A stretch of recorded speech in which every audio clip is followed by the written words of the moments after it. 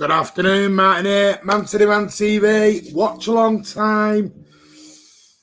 And I've got Kurt with me again. How are you, mate? Not too shabby, mate. Excited for a nice game against the Chelsea. And looking forward to it, mate. You mean that crap team with the crap manager? Chelsea. Worst chant in football. Let's go. Right. I'll say this blunt. Anyone who was on Friday Night Social last night, thank you for joining us. Anyone who wasn't, Kurt has a deep hatred for Chelsea and made it known to every single person on the Friday Night Social last night, and that Thomas Tuchel is a B-Tech Frank Lampard, basically. I never said that. You were going I never said it was a B-Tech Frank Lampard. What's the other one? I never said what's the other one. I said he's completely overrated. And I stand by that, boys in the chat and ladies and gents. Hope you're all doing well and excited and looking forward to this lovely 5:30 kickoff on a cheeky little Saturday. Not too bad weather in Manchester, it looks like. So can't complain. What's the weather like up there today, mate? Pissing it down. Let's get into your comments. Hard, come on, Sitter. Manchester is blue. What's Pep thinking that team? I will go through the team in a minute. Me and Kurt are going to have a little bit of words on this, and it won't be in an agreement, I tell you. Afternoon blue, strong team with a lot of changes. Strong team, my rear end. But it's a joke team is what it is. I'm sorry, I don't agree with it at all. Don't agree with it at all. Adam Quinn, hi Martin, get the title won, and then we'll rest. Jesus and Aguero play together, great. Andy said yesterday Pep wouldn't play anything like the normal lineup up to save strategy versus Kurt. Yeah, no, I get that. Good afternoon, Blues. 2-1 City. I reckon we'll lift the title. Trust me today. Come on, the boys in blue. Joe Edwards. Hello, mate. How are you? Rodri in midfield by himself then. Yeah. 1-0 to the Kun winner. Hope you're all well. Says Sean. Hope you're well as well, buddy. Says hi, Kurt. Says Charlie. Interested to see the formation when we kick off. Yeah. I think Cancelo's role in this will be and Mendes be very interesting.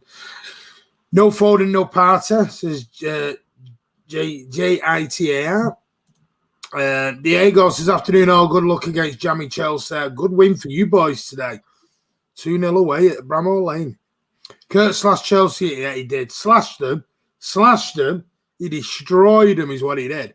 We're staying up, so we're staying up. Hey, congratulations, Diego, mate. Levi Greenwood, hello, mate. How are you? Charlie Everett's got the champagne ready. Kurt's been raining all day here, mate. Tuchel isn't doing miracles at Chelsea. Lampard was just poor with the squad. I think they've been very harsh. Very, very harsh, if I'm honest with you. Hi, guys. Not sure about this lineup. And Daniel Ford, good evening to you, buddy. So what we're going to do is I'm going to go through the lineup. I'll start with Chelsea's because we'll get into Manchester City's. Mendes in goal for Chelsea. Azpilicueta, Christensen and Rudiger are their back three, according to the BBC. Sky may be a little bit different. And N'Golo Kante is in the middle as their CDM. Then they've got Reece James, Ziyech, Gilmour, and Marcus Alonso. And then up top, they have got Pulisic and Werner. On the bench for Chelsea is Kepa, Jorginho, which is a good thing, Abraham, Zuma, Giroud, Hudson-Odoi, Kai Havertz drops down to the bench after a couple of decent performances within the last few weeks. Emerson and Livramento and Anthony Taylor, the old Manchester United season ticket holder from Altrincham, is the goalkeeper today. The goalkeeper. I hope he's not the goalkeeper. He's the referee. The goalkeeper. We're bloody screwed, I tell you. In net for Manchester City is Edison. Now, people are saying this is... No, the BBC have it as a 3-3-1. 3-3-3-1. Don't know what Sky are going to show it as, but this is the 11 anyway. Ruben Diaz, Emerick Laporte, Nathan Ake, João Cancelo, Bendy Mendes, Sergio Aguero, Rodri, Sterling, Torres, and Gabriel Jesus. And on the bench is it's a bit of a cheap bench.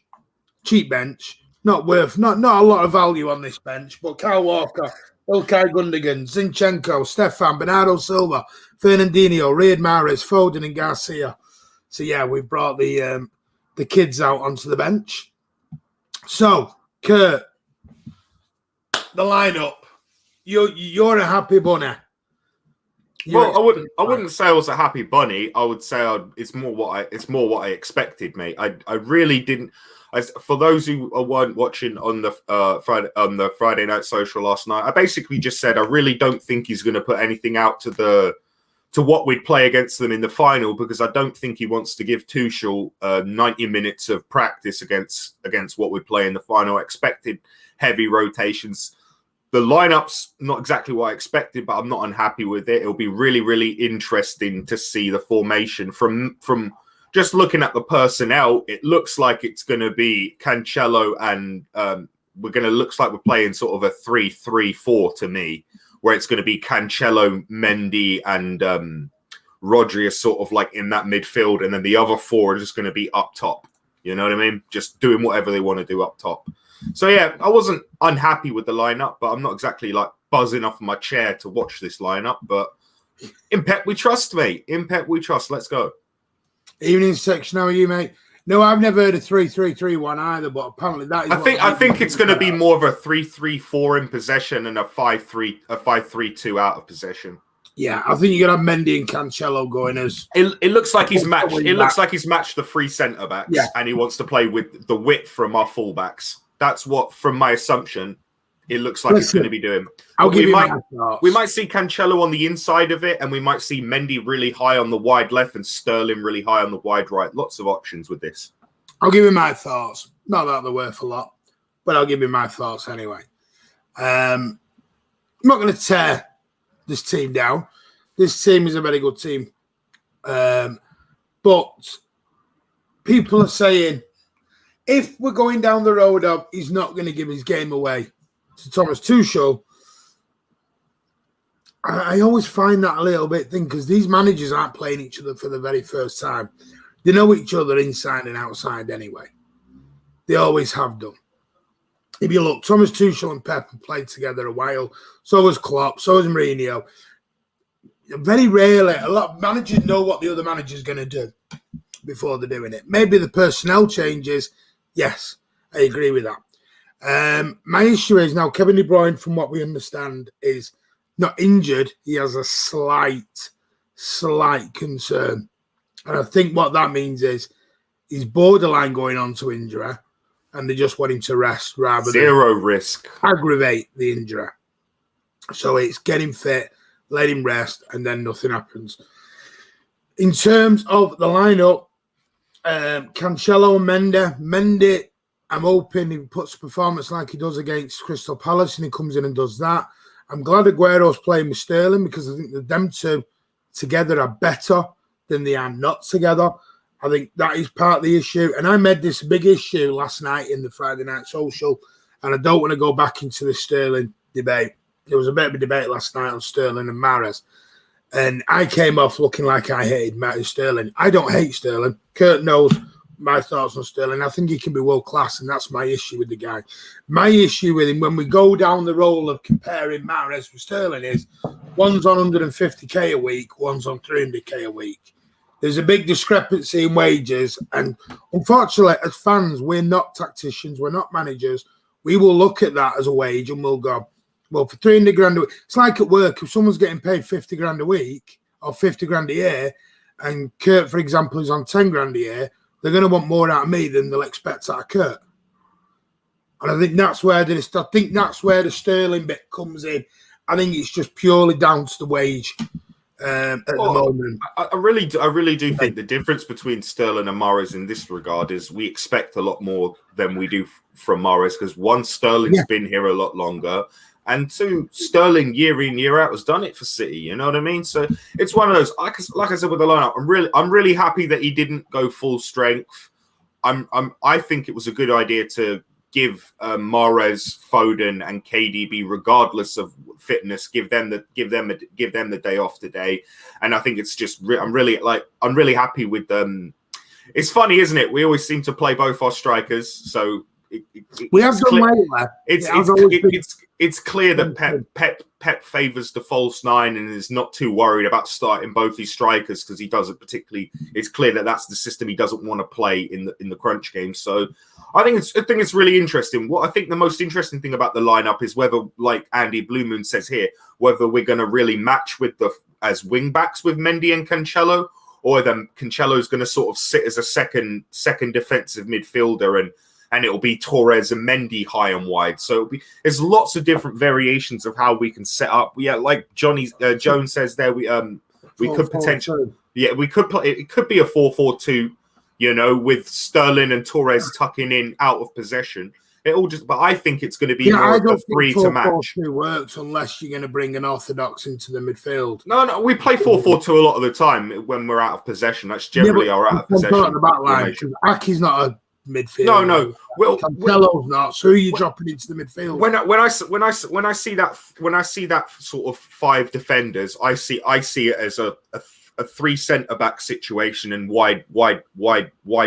The Mendy and Cancelo. But I wouldn't also be surprised, as I said, guys, to see Cancelo playing a little bit more centrally and Mendy playing really high and wide. I think it all depends where Sterling sets up in this formation, whether he's on the left or on the right. But I assume with Torres in the side that it's going to be we're going to see Sergio a bit deeper like we saw him the other game, and we're going to see Torres high and wide on that right side. I will go through it again, John Bunny. I will go through it. Just give me a moment. I'll go through it. Nathan Clark, I like Sterling, but not the reported 3. He's already on 300 grand a week, mate. Yeah, he's already. So he's going up from there, mate. He's already on it. And that's what I mean. I'm glad Sterling's playing because I think with Aguero, I think that's what Sterling's been missing is the Aguero. Aguero. For sure. Aguero. Overall, I prefer Sterling, but Mahrez is without question. You'll see it. See exactly what Ronnie says here. You'll see a better Raz today. I think that's something that we can all agree on as City fans, Ronnie, mate, is we all think Sterling plays a lot better with a proper number 9 in there. So excited to see. But I think Sergio's going to play that number 10 like he did the other week, personally. Aguero will score today. He does like Chelsea. He does like a Chelsea game. Hello, Martin Kurt in the chat. Hello, and PST says Chelsea will win. Possibly could do. But that's, I just want to get this title won. And then we can literally park the rest of the season. No disrespect to the Premier League, but we have got 3 weeks then to sit back, kick up, because 3 weeks from today, we are playing in the Champions League. Yeah, rest of the Premier League games is about ticking over, keeping your fitness, keeping your sharpness, but not doing too much. You know what I mean? Should have gone with full strength Chelsea, haven't they, ever, Dave? I think, Gilmore's not really first teamer. I think Jeff, you probably have Jorginho in there at the minute. They've got a few rotations in that side, Jeff, and I'll also say what they've got to do left in the league, and we've put ourselves in a position where we can rest players and we can do a little bit more rotation. Chelsea have to go pretty much full strength from now until the end of the season. So, Jeff, I agree with you in a sense, but we've put ourselves in this really good position, and Chelsea have they've basically got six cup finals left. I think it's 6 they've got. Chelsea got to win. Yeah, Chelsea, as far as I'm aware, they got to win. Yeah, they've got to win this because if West Ham then win, they go above them, and then they're in. I think they'll be joint on goal difference. I think they'll be joint on goal difference, just behind them on goal difference. But either way, Chelsea have got a lot of tough games left, so I didn't expect Chelsea to rotate. But it isn't their full strength lineup, guys. They've got Billy Gilmore in there. You would have Jorginho over Billy Gilmore all day in there. They got Ziyech playing as in the midfield too, as opposed to having Havertz in there. And I don't know. It's a strong lineup from Chelsea, but it isn't their best lineup. I don't think Alonso's their best left back, So Chelsea on the way out. Right then, Kurt. I'm going to stick you on the spot. Give me a score prediction of this game. Well, I said last night 3-0, and I'm not a flip flopper. Let's get it done, boys. 3-0. I'm not. You know me. I don't do big score predictions. Normally, I'm 1-0, 2-1 kind of guy. You know what I mean? I'm gonna go 3-1. City. I'm going to go 3-1 City. Has Alan's head exploded yet? Yes, I've already had a message. What's Pep doing? We need to win one game. Hello, Mr. Baker. Better not risk the A-team against Chelsea. I'm with you, Chris, man. I'm with you, Chris. Don't give them 90 minutes at figuring out what they want to do against us, man. I really don't think it's worth it. I think this team could beat Chelsea. I really do. Okay, that's Wembley. That is a different team to the team that played at Wembley. This is a question for the chat, guys. With the lineups tonight, are you guys still confident of a Manchester City victory today, guys? Because I am. I'm still confident the boys are going to bring it home tonight. So I'd love to hear what you guys in the comments think. We only need to win one. We can afford to not take 3 points here, but I still think the boys are going to do it. What about you? Do you think they're going to do it tonight? I think this lineup's strong enough to do it. This lineup is very similar to the FA Cup semi-final game, and we saw what happened there. We got overrun, and that's what worries me a little bit. Chelsea are no slobs. I know you have a real downer on Chelsea and a real downer on Tuchel. I think they're a very good team. I really do. No, the thing is, mate, I think they've got the third best squad in the league, and I think they've got a really good bunch of things. My point with Chelsea was I think Tuchel's done absolutely nothing inventive, nothing. You don't take a genius to go back to what they were winning the league with. All they've done is gone back to a Conte system, which is what Chelsea fans wanted to get away from Conte. And now they've gone back, and all the Chelsea fans are loving playing 5 at the back again when they hated playing 5 at the back. And that's why they wanted to get rid of Conte, was to get Sarri in and Lampard in and all these 4-3-3 or 4-3-3. We play 4-3-3 and all this nonsense. And now they're just parking the bus FC. I don't think they're very good. Is that Andy? That's Andy, mate. I'll put Kurt if I'm typing a comment, mate. Just so I know. Yeah. I'll always put Kurt at the end of the comment if it's me typing. No, I'm one of these. Get the game won, get the title won, and then rest up. I'm with you, Andy, mate. We'll win. No, I don't believe this. We've got 2 or 3 games to do it. That just brings you closer and closer to the Champions League final, and you want to play as many unimportant games going into that Champions League final. Mate. Martin. We've got Newcastle, Brighton, and Everton after this. I'm not denying that, Kurt. But wouldn't you rather they have 3 weeks rest than 2 weeks rest? Sometimes I think winning the league really early can hinder you in the Champions League final. It happens for these other leagues. We've seen it many times. What's good about the Premier League is you're playing important games right to the very end. Like, we're in a really good position where we're going to have this league wrapped up, you know? Well, listen, guys, we're about to find out anyway. I'm just cheer up, Martin, man. We've got this. Mate, I'm going to do it tonight. Let's go. But I'm not going to sit there and go that everything was hunky-dory at Wembley when it wasn't. So it looks like from the kickoff that it's going to be a 3-3-4, like I said, with Sterling and Torres being the wide berths, Sergio and Jesus in there, and then obviously the 3 centre-backs with them playing. It looks like Cancelo and Mendy are going to be conventional wing-backs. So it looks like we're going to be matching them for the most part with the 3 centre-backs, but we could get overrun in midfield with this formation. So hopefully Sergio can drop back in and help the midfield, because Rodri will get overrun if he doesn't get a bit of a hand in there. And we're off, mate. Yeah, just to let you know, by the way, 8 of that team at Wembley are playing today. Same back line. No, it ain't the same back line. Yeah, it is. Edison's playing. Oh, apart from Edison.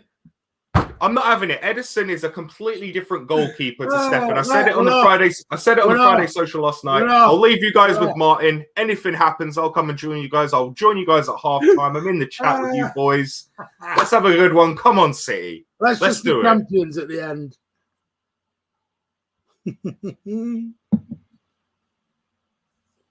Hey, I've got the double boards. I've just noticed them myself. Right, let's get into this then. City are going to be shooting 47 seconds on the clock. City are shooting from left to right towards the south stand, and Chelsea are going from right to left towards the family stand, as people like to call it, or the north stand. I think it depends whether you've got a child sitting in there, whether you want to call it the family stand or the north stand, whichever one you want to do. Hope you well know it, mate. Great win for you boys today. Great win. Battering Tottenham. I was going to watch it, but I did miss the game, actually.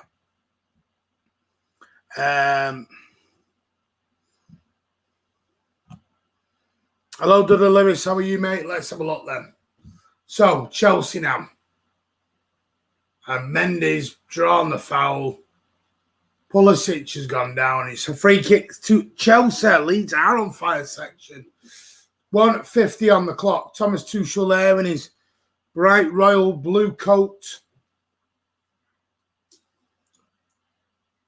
That free kick comes to nothing, and Rodri now brings the ball out.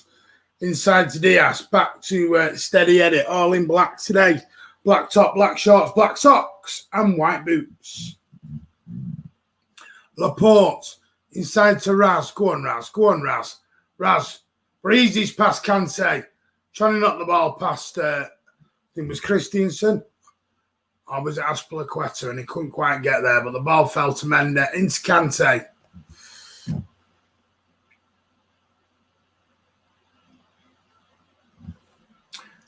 Rudiger now. Ball deflects off Ferran Torres. And it's out for a throw-in to Manchester City. Or to Chelsea, sorry, not to Manchester City. Alonso takes the throw-in back to Rudiger. Inside to Mendy. Mendy over to Aspilicueta. Looking for the space. Brings in Ziyech. Spurs are bobbins.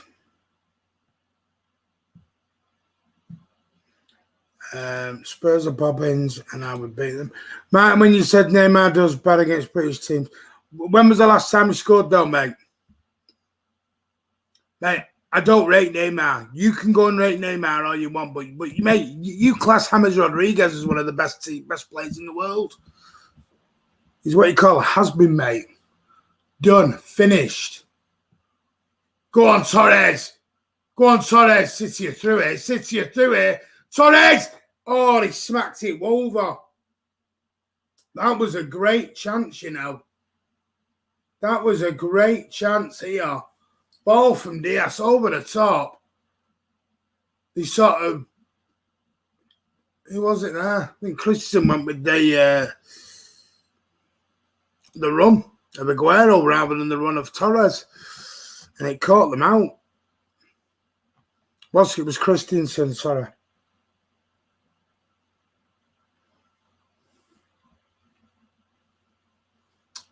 Gabby Jesus down the City left. Good turn past Reece James. Inside to Sterling. Aspilicueta does very well. And Kante comes away with the ball down the left. A little bit of trying to be too creative. And Rodri does very, very well there.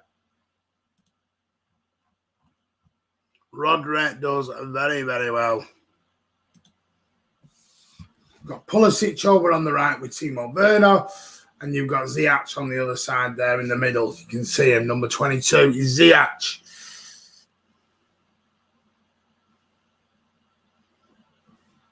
.4:55 on the clock. City 0, Chelsea 0. Best chance of the game has fallen to City. It was a sort of half chance, but it was a good chance. Fell to Ferran Torres, who got free on that right.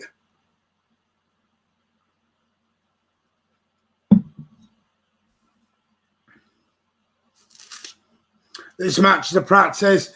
There's no practice games for me, mate. This is title-winning time. This is title-winning time. This game is important. The Champions League will be the furthest thing from Tuchel's and Pep's mind today. Chelsea have to win it to get top 4, and we've got to win it to secure the title.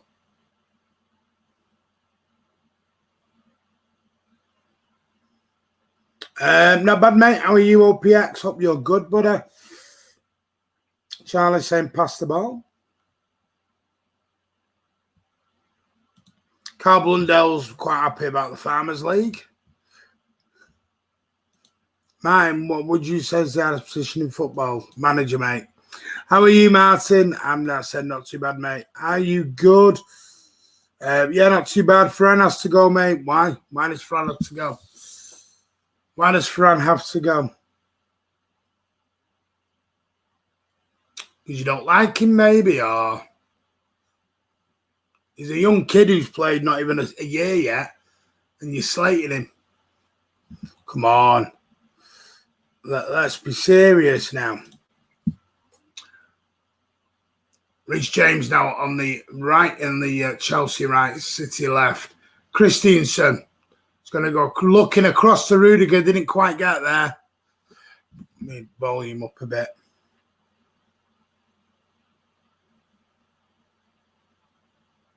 Aspilicueta now.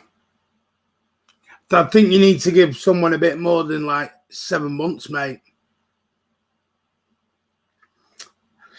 Michael Brownson, Martin, I heard that with Brexit it will be harder to recruit overseas players, managers, as it will get on some sort of point system. Have you heard? Nope, I've heard nothing, mate. Not heard anything at all. Just think he has better replacements. Not Baylor. Who are the better replacements? Jesus! Mendy! That's wide. City were going for handball there. They wanted a penalty and didn't get it. 7.5 on the clock, and Jesus' shot gets blocked. Hands went up. The appeal went up for the penalty. Fell to Benjamin Mendy. First time left foot, and it bobbled to the left-hand side of Chelsea's goal to Mendy's goal.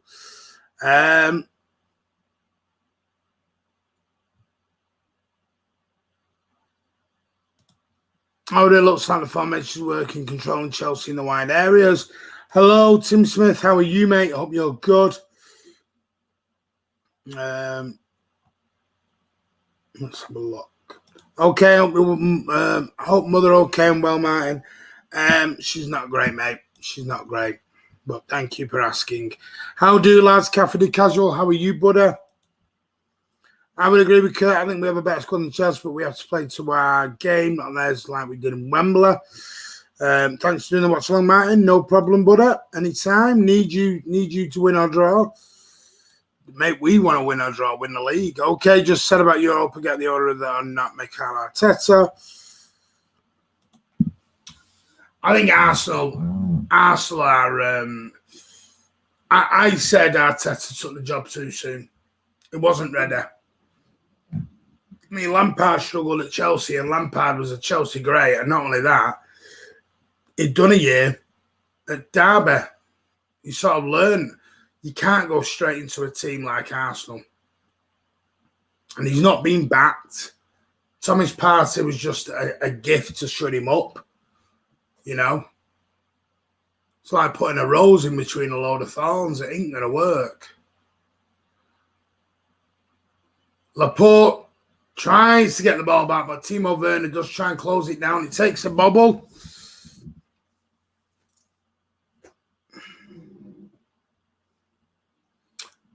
Laporte now, 9:40 on the clock. City 0, Chelsea 0 in this potential title winning evening. Very wet. Well, it was wet earlier. Etihad Stadium, or as other people call it, the Etihad Stadium. Kante now, across to Reece James. Reece James, Sterling pointing back into N'Golo Kante. Rudiger. Gilmore wants it, but he goes to Christensen. Back to Mendy now. Mendy, Chelsea, starting to get a feel of the ball. And Rodri fouls Pulisic. Down he goes. Free kick to Chelsea given by Anthony Taylor. Yeah. Smash the like button, guys. There you go. Smash that like button. And that thumbs up. It costs you nothing. Absolutely nothing. But helps the channel a lot.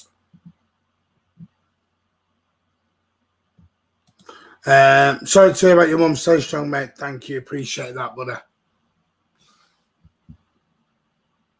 Rodri does well there to Ake, who just iffing down, get it out.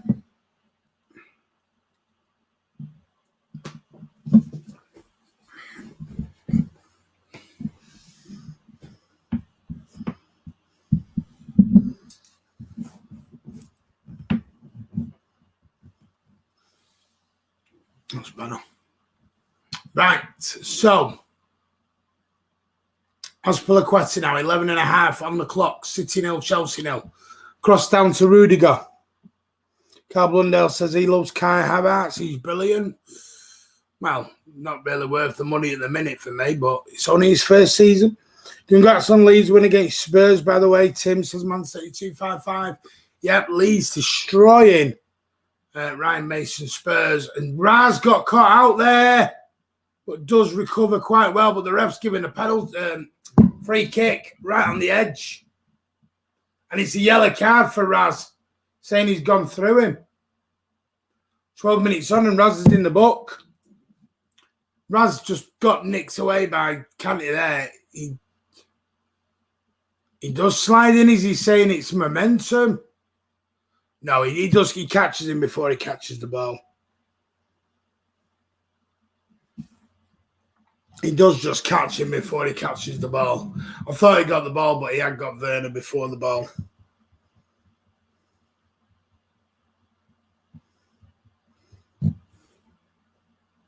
Anthony Taylor putting his spray down, putting his snow spray down.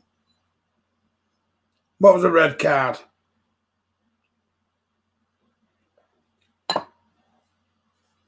What's a red card, Charlie?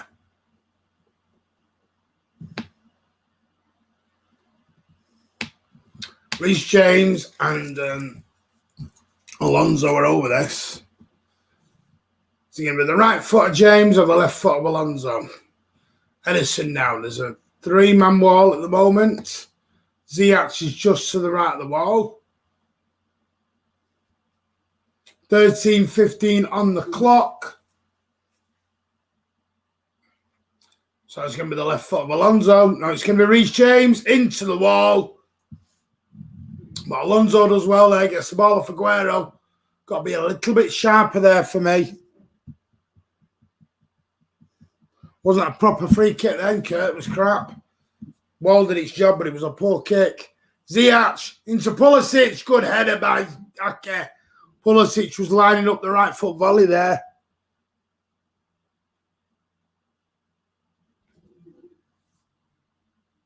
Last sort of 3 or 4 minutes, Chelsea have slowly come into the game.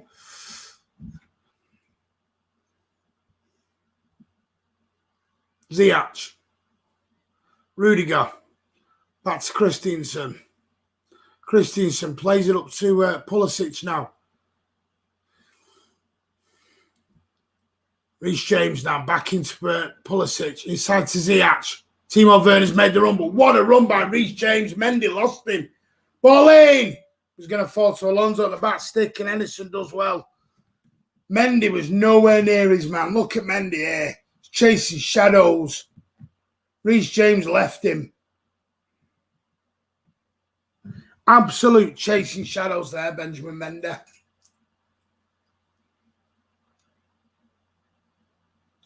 Not something you see often in the first 15 minutes. Chelsea having more possession than Manchester City. 55-45.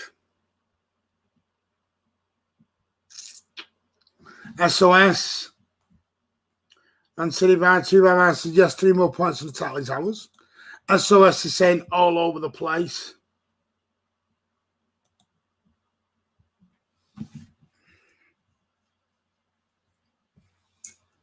Mendy. Jesus. To Laporte. To Ake. Laporte now, 15.5 on the clock. City 0, Chelsea 0. Rodri, City trying to get back into this. Well, not back into it as in losing, but they're trying to get back into the feel of the game.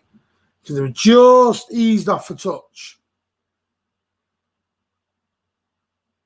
And that's poor distribution, Alonso, but he just gives it straight to Rodri.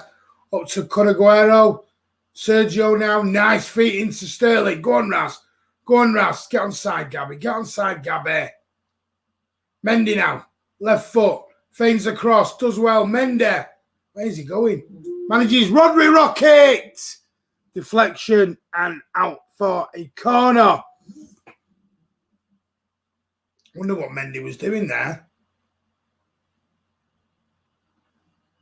He flex off Azpilicueta. I don't think that was going in, but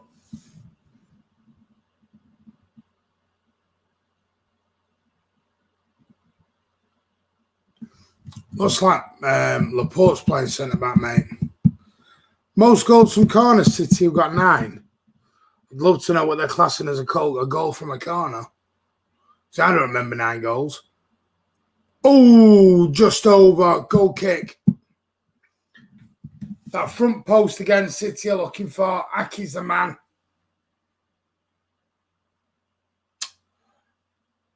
I know it come off, was it? Oh, it was sort of a sandwich between Laporte, Ake, and was it Rudiger?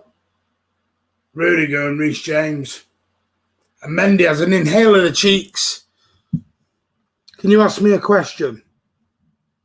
Depends what it is, mate. Timo Werner coming down the Chelsea left, City right. Ball across. And good defending there. But Ziyech.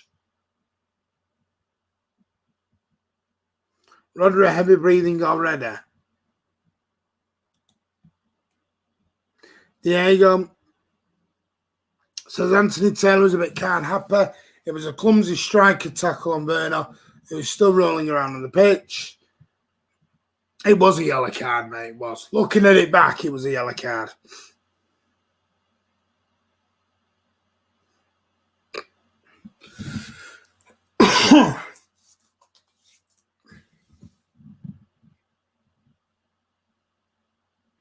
Really good as well there on Torres.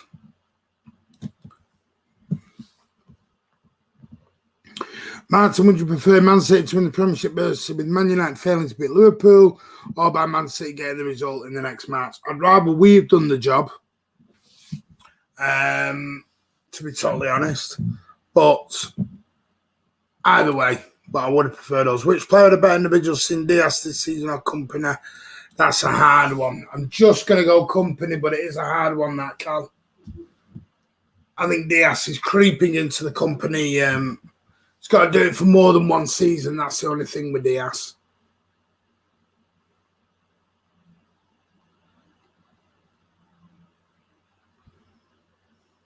But he's an absolute phenomenal signing, Diaz. Player of the season for me in the whole Premier League. Look at that. Both teams in Europe have the most clean sheets, 31. So that means Champions League final will be 0-0 and go to penalties.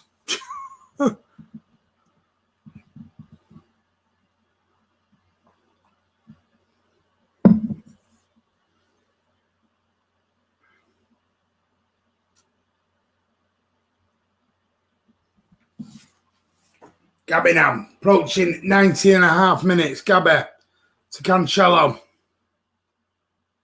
To Rodri. Sterling now.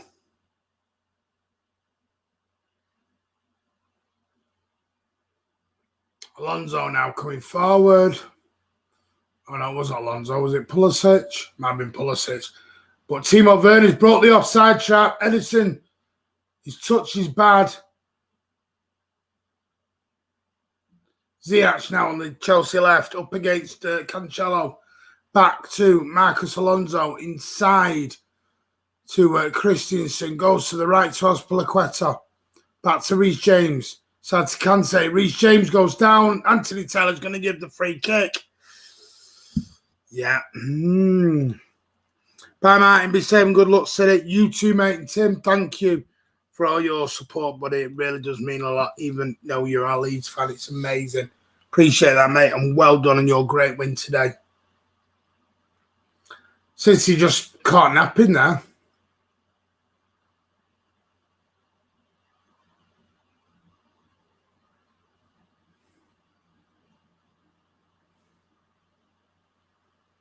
Ziyech.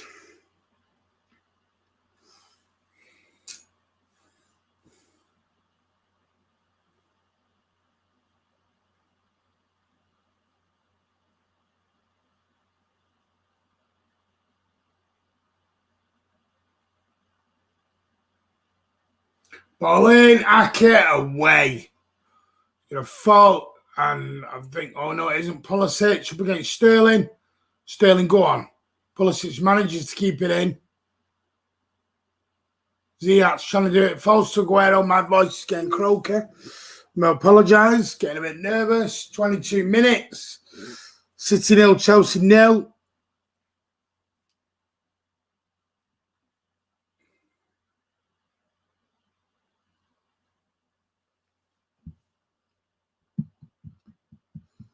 Hit the like button. Goes hard Tyler's on its way home. Laporte now. Okay, ball over the top. We're going to find Sterling. Raz, they just double up on him and gets dispossessed, and it's a throw into City. Raz there looking a little frustrated. Keep calm, keep calm.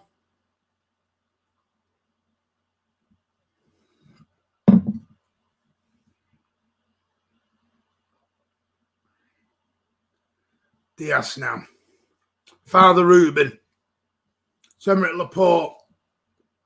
Ball over to Ben Mendy. Heads it back to Raheem Sterling. Kante's all over him and does quite well, but Mendy picks up the pieces. Rodri now. Inside to Diaz. Down to Cancelo. Cancelo now cuts inside. Christensen there. Diaz now. Ball whips in. Aspilicueta up. Reece Jones and Mendy. And Aguero's going to let that run out. And it's going to be a corner to Manchester City. Come on.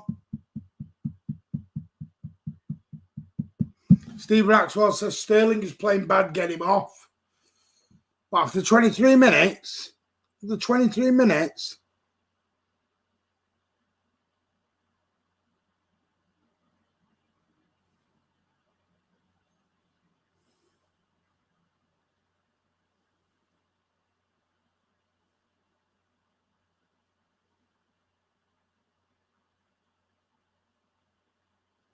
oh,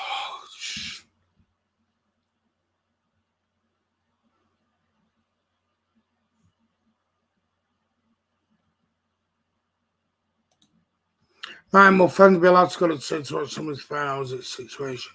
As far as I'm aware, no, they won't be allowed. As far as I'm aware. Because you'll have to pay. You'll have to have a lot of money to go. Ball in again on the corner. Mendy, good hands. Like old school Leeds supporters, they have a bad time and stuck by a great channel. Thank you very much, Michael Feeney. Appreciate that, mate. Sterling is doing a disappearing act, says Ada. Sterling is coming in for the criticism again here. Cancelo to Rodri. Diaz. Matt Noon says, please beat these for us West Ham fans. He's desperate for it, those West Ham fans. Desperate for it.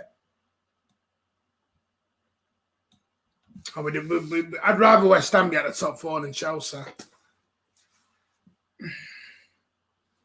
Rudiger to Alonso. Cut out by Torres. Diaz, I'm going to say John Stones. I meant Diaz.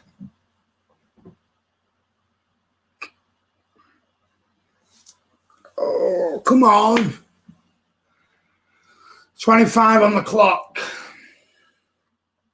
City 0, Chelsea 0. Cancelo with the throw in.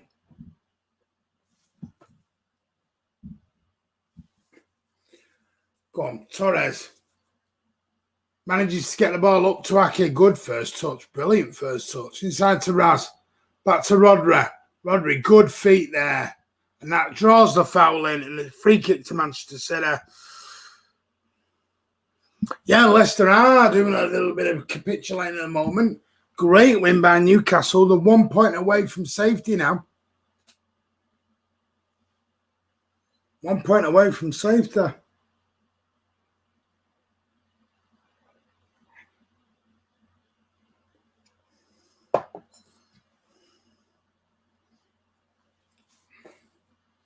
And Callum Wilson's... Oh, Aki does well there. Go on, Sterling. Go on, Sterling. Inside on his right. And passes it to Rudiger.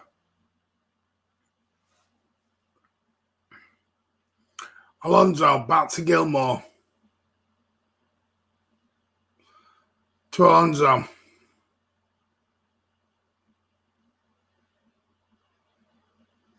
Hey, I love Newcastle. Do you like Newcastle? Great football team. Timo Werner and Laporte. And Timo Werner's gone down holding his ankle. Holding his right ankle there. Need to see that again. Thought he just won the ball. Oh, he does. He does catch him. You dislike everyone, you, Kurt. Chelsea, Tuchel, Newcastle. Everyone else. Right, come on. Come on. 27 minutes gone. City 0, Chelsea 0. Ziyech. It's offside. It's a free kick to Manchester City. Well, out of the two managers, who's going to be the happy one in the first half an hour then? Got to be Thomas Tuchel's got to be the happiest man out of them both. Pep's looking a little frustrated. Whereas I think Thomas Tuchel will be very satisfied for the opening half an hour.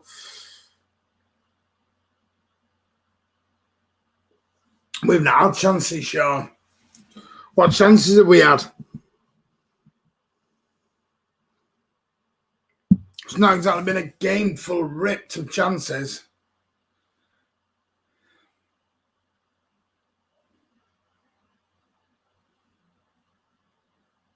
Aspilicueta, Reece James now on the right. Pulisic, back to Reece James. Why are we putting what we all dislike? Rudiger.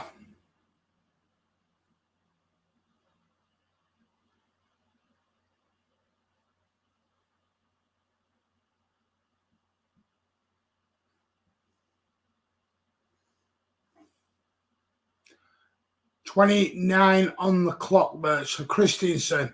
Chelsea knocking the ball nicely around the pitch here at the minute. Ziyech to Alonso, to Timo Werner. To Ziyech. Back into Alonso, plays the dummy, but Timo Werner wasn't alert there and City get it away. But here comes Chelsea again, Kante. To Ziyech on the left foot, blocked nicely by Cancelo. City need to wake up here. Gabby Jesus gets away from Aspilicueta. Great, you can say great ball into Aguero. Does get it back, Sterling. Aguero's going to be dragged out onto the right-hand side.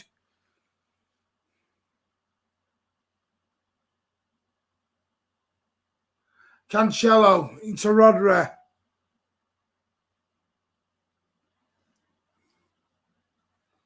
Jesus. Sterling. Ake, come on. There's nothing happening at all in this game.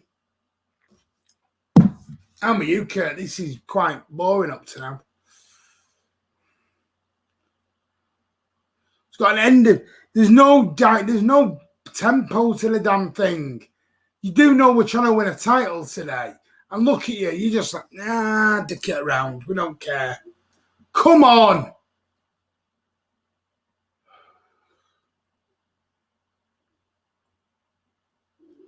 It's not a dead rubber. It's not a dead rubber, Ada. Chelsea have everything to play for. City have to win to get the title. It is not a dead rubber, mate. Pep is not happy. Pep's going to roll at these at half-time. He's not happy at all. Sterling, his usual load of garbage, is waste space at the moment. Bit of a boring game. I dislike West Ham, Burnley, Liverpool. Just like everyone. Our midfield without Gundogan and KDB is not dynamic. It's not. There's Addy with his dead rubber of a game. It's a great game, I thought. SOS asking why has there been so many changes. I don't know.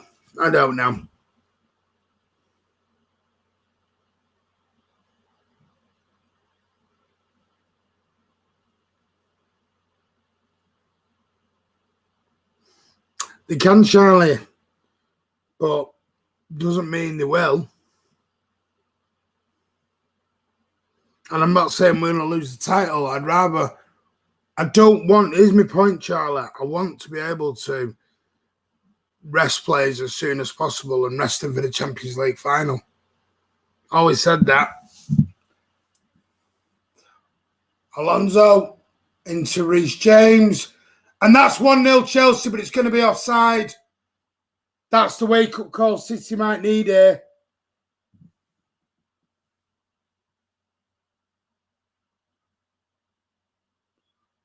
Chelsea played good football.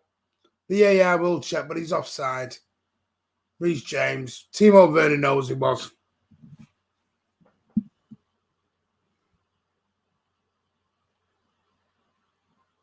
It is absolutely piss poor at the minute.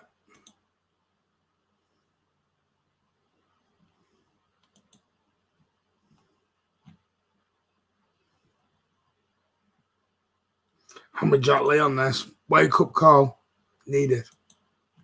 Yeah. All the flow momentum goes out of the team when there's so many changes. Then that's a great point. You can have that debate with Kurt at half time. But here comes Chelsea again. This is suddenly becoming to the game at Wembley now. This is how this has become. This has become like the game at Wembley with Timo Werner down this left-hand side, causing us problems again. And who was the two men? Cancelo and Mendy again. And we're getting done on the flanks again. The same way we did at Wembley.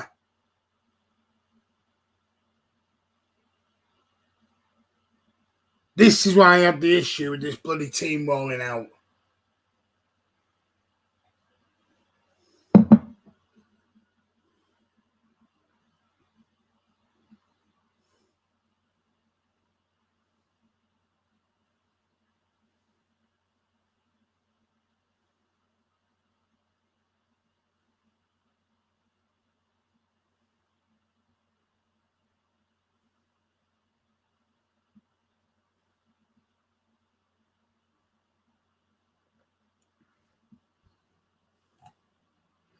All their chances were offside, relax. Usage straight pass was awful. The point is, Kurt, Chelsea have all the momentum in this game so far. Everyone knows the game wasn't going to be high scoring. Well said, Kurt. Plenty of time, but we need to move up again. Go on, Blues. Come on. 34 on the clock. Go on, Torres. Go on. Break now. Break now.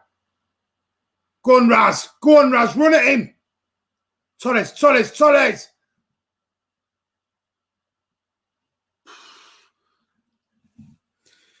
Took a deflection. Bobbled up. Right foot volley. Little daisy cutter into the hands of Mender.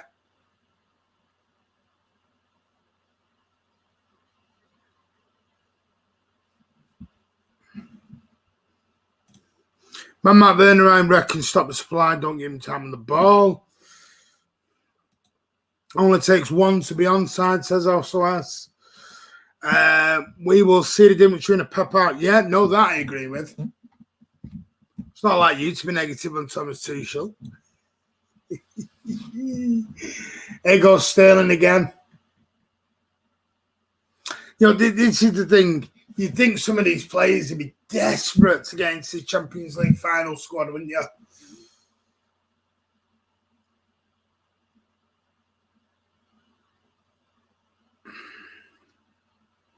KDB's not on here, mate. He's rested today. Oh, sorry, I'm yawning. I don't know why.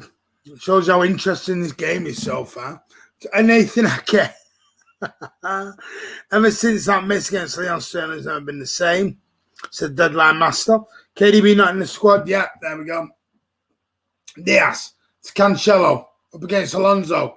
36 minutes approaching 9 and change left before Kurt takes you on to his half-time analysis, which is normally brilliant. Today, it may be a little bit anti-Thomas Tuchel. No, Kurt will do what he always does, a brilliant half-time analysis. Kurt is superb at it. Rodri to Cancelo. Go on, Shao. Go on, Shao. Just hits Rudiger. Good. That's good tracking back, though, from him. Determination, doesn't want to give up the ball. Laporte into Raz. Go on, Raz.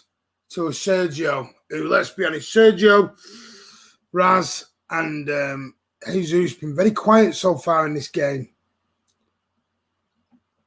But where's that creativity in the middle to give it them? Pep will give him a you-know-what at half-time. We'll be ready for the next 45, says Chatley. Corner to City. Out by Christensen. 37 minutes on the clock.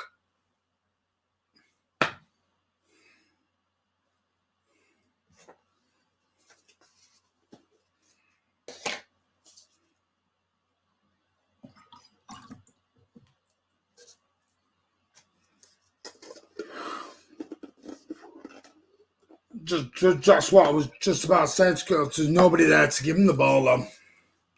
Front post again on corners.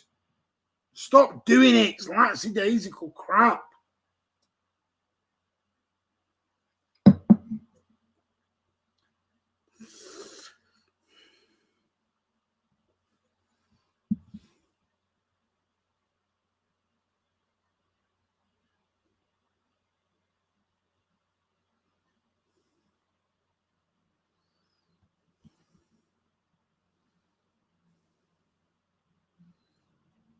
I'm getting shouted at here by Chris. When did he send that? Oh, he sent it half an hour ago. João Cancelo. 38 minutes on the clock. Have I missed a comment off Chris ages ago? I don't think I have. I thought I got all of Chris's. Yusuf said Kyle Walker should have played.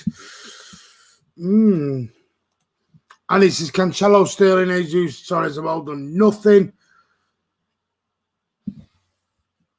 Just Mende inside to Raz. Laporte. Ake. Inside Sterling. 38 and a half on the clock. Back heel.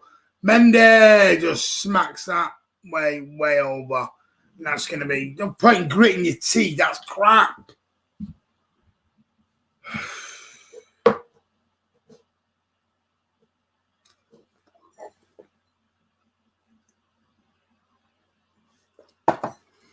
I'm struggling. Anyone who's had a good game at the minute, I dare.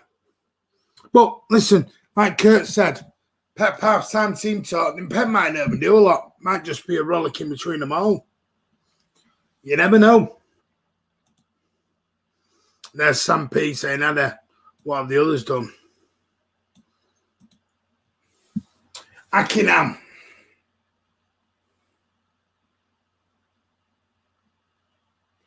City in the last 10 minutes have upped the possession rate, 68%.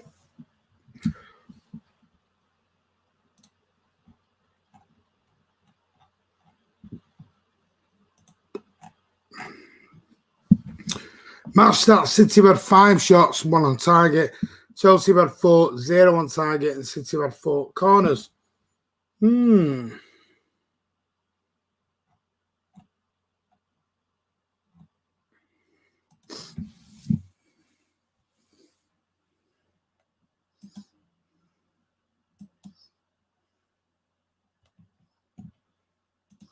City trying to invite the press, but Chelsea refusing because it is smart. Management that Kurt, they've learned. Tuchel's told them, don't fall for it. When City have a corner, it's perfect time to grab a beer. Go and have a bathroom break, whatever you want to do when City have a corner. Come on, Blues. 5 minutes and change till half time. Come on, not long left now. 5 minutes, well, 4.5, plus whatever the injury time will be, is what is left on the City first half. Ziyech off Diaz and out for a City throw-in. Yusuf saying some of these players are very complacent today. João Cancelo with the throw-in. 41, bang on the clock. Pep throwing his hands in. What was that? Oh, dearie me, how we got away with that, I don't know. That was absolute garbage from Cancelo. What was that?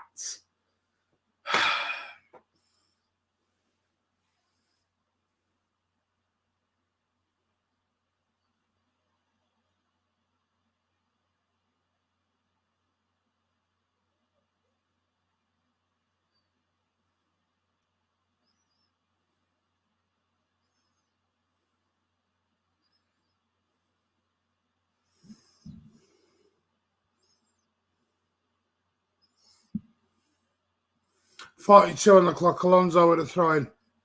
Christensen back to Alonso. Inside to Azpilicueta now. Azpilicueta brings the ball down. Up to N'Golo Kante. Kante back across to Rudiger. Chelsea make the runs, but it doesn't go there. Falls back to Christensen. Don't forget, guys, Kurt will be with you at half-time for his half-time analysis. Don't forget as well, to the Patreon, Friday Night Social was live last night. It will be up soon. Go back and watch it. Yannick has joined us. Alan was on. And Ziyech is going to hit this. Good hands from Steady Eddie to Alonso. Chelsea trying to force the breakthrough before half-time. Rudiger, and it's just over.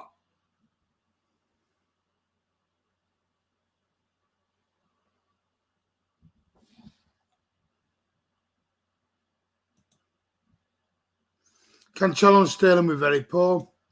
Hello again, I'm back. Just went down to Sainsbury's to get your hair rolls. A few Whisper chocolate bars. A few. Hello, I was here last weekend. Hello, I am Ultimate. Welcome again to this weekend, buddy. Make sure if you're new, hit the like. We are less than 100 away now from 17,000, which was our target before the end of the season. Ball over the top for Gabby to chase Christensen. Has Fox it, Gabby now. Squares it, Aguero. Sterling! Yes! Get in! Someone don't mess that up. My God. At last. And all you people are all worried and getting all negative and all stressed out, boys. It's time to relax, boys. We're Manchester City fans, and these guys do it, man. Let's get it going. What was Sergio doing? He almost fluffed that up there, mate. Fluffed that up there, mate. Listen, what I want to say was spade a spade. What was Christensen doing? What was Christensen doing on that? What was Aguero doing on that? Or from everyone involved, apart from Jesus, really, if I'm being honest. Good pressure, brilliant ball to Sergio. Don't know why he doesn't hit it first time. But Sterling doesn't. He hits it first time. Back of the net. Manchester City 1-0 up. Of course they're going to check it. They VAR everything. Are they checking for a push on? Yeah, probably. There we go. It's garbage. It's the only thing he's done all game, Andy. Don't give me that rubbish. Don't worry, Andy. At half-time, I will run through it all, man, and explain to everyone why they're so nervous for no reason. Excuses now about what a great game Sterling's had. I'm not an excuse merchant. I'm a fact merchant. Don't you give me crap facts because he's been. Listen, this goes back to your stat analogy. I've got eyes, mate. I've got eyes, mate. But what I want to say is excellent pressing by Jesus.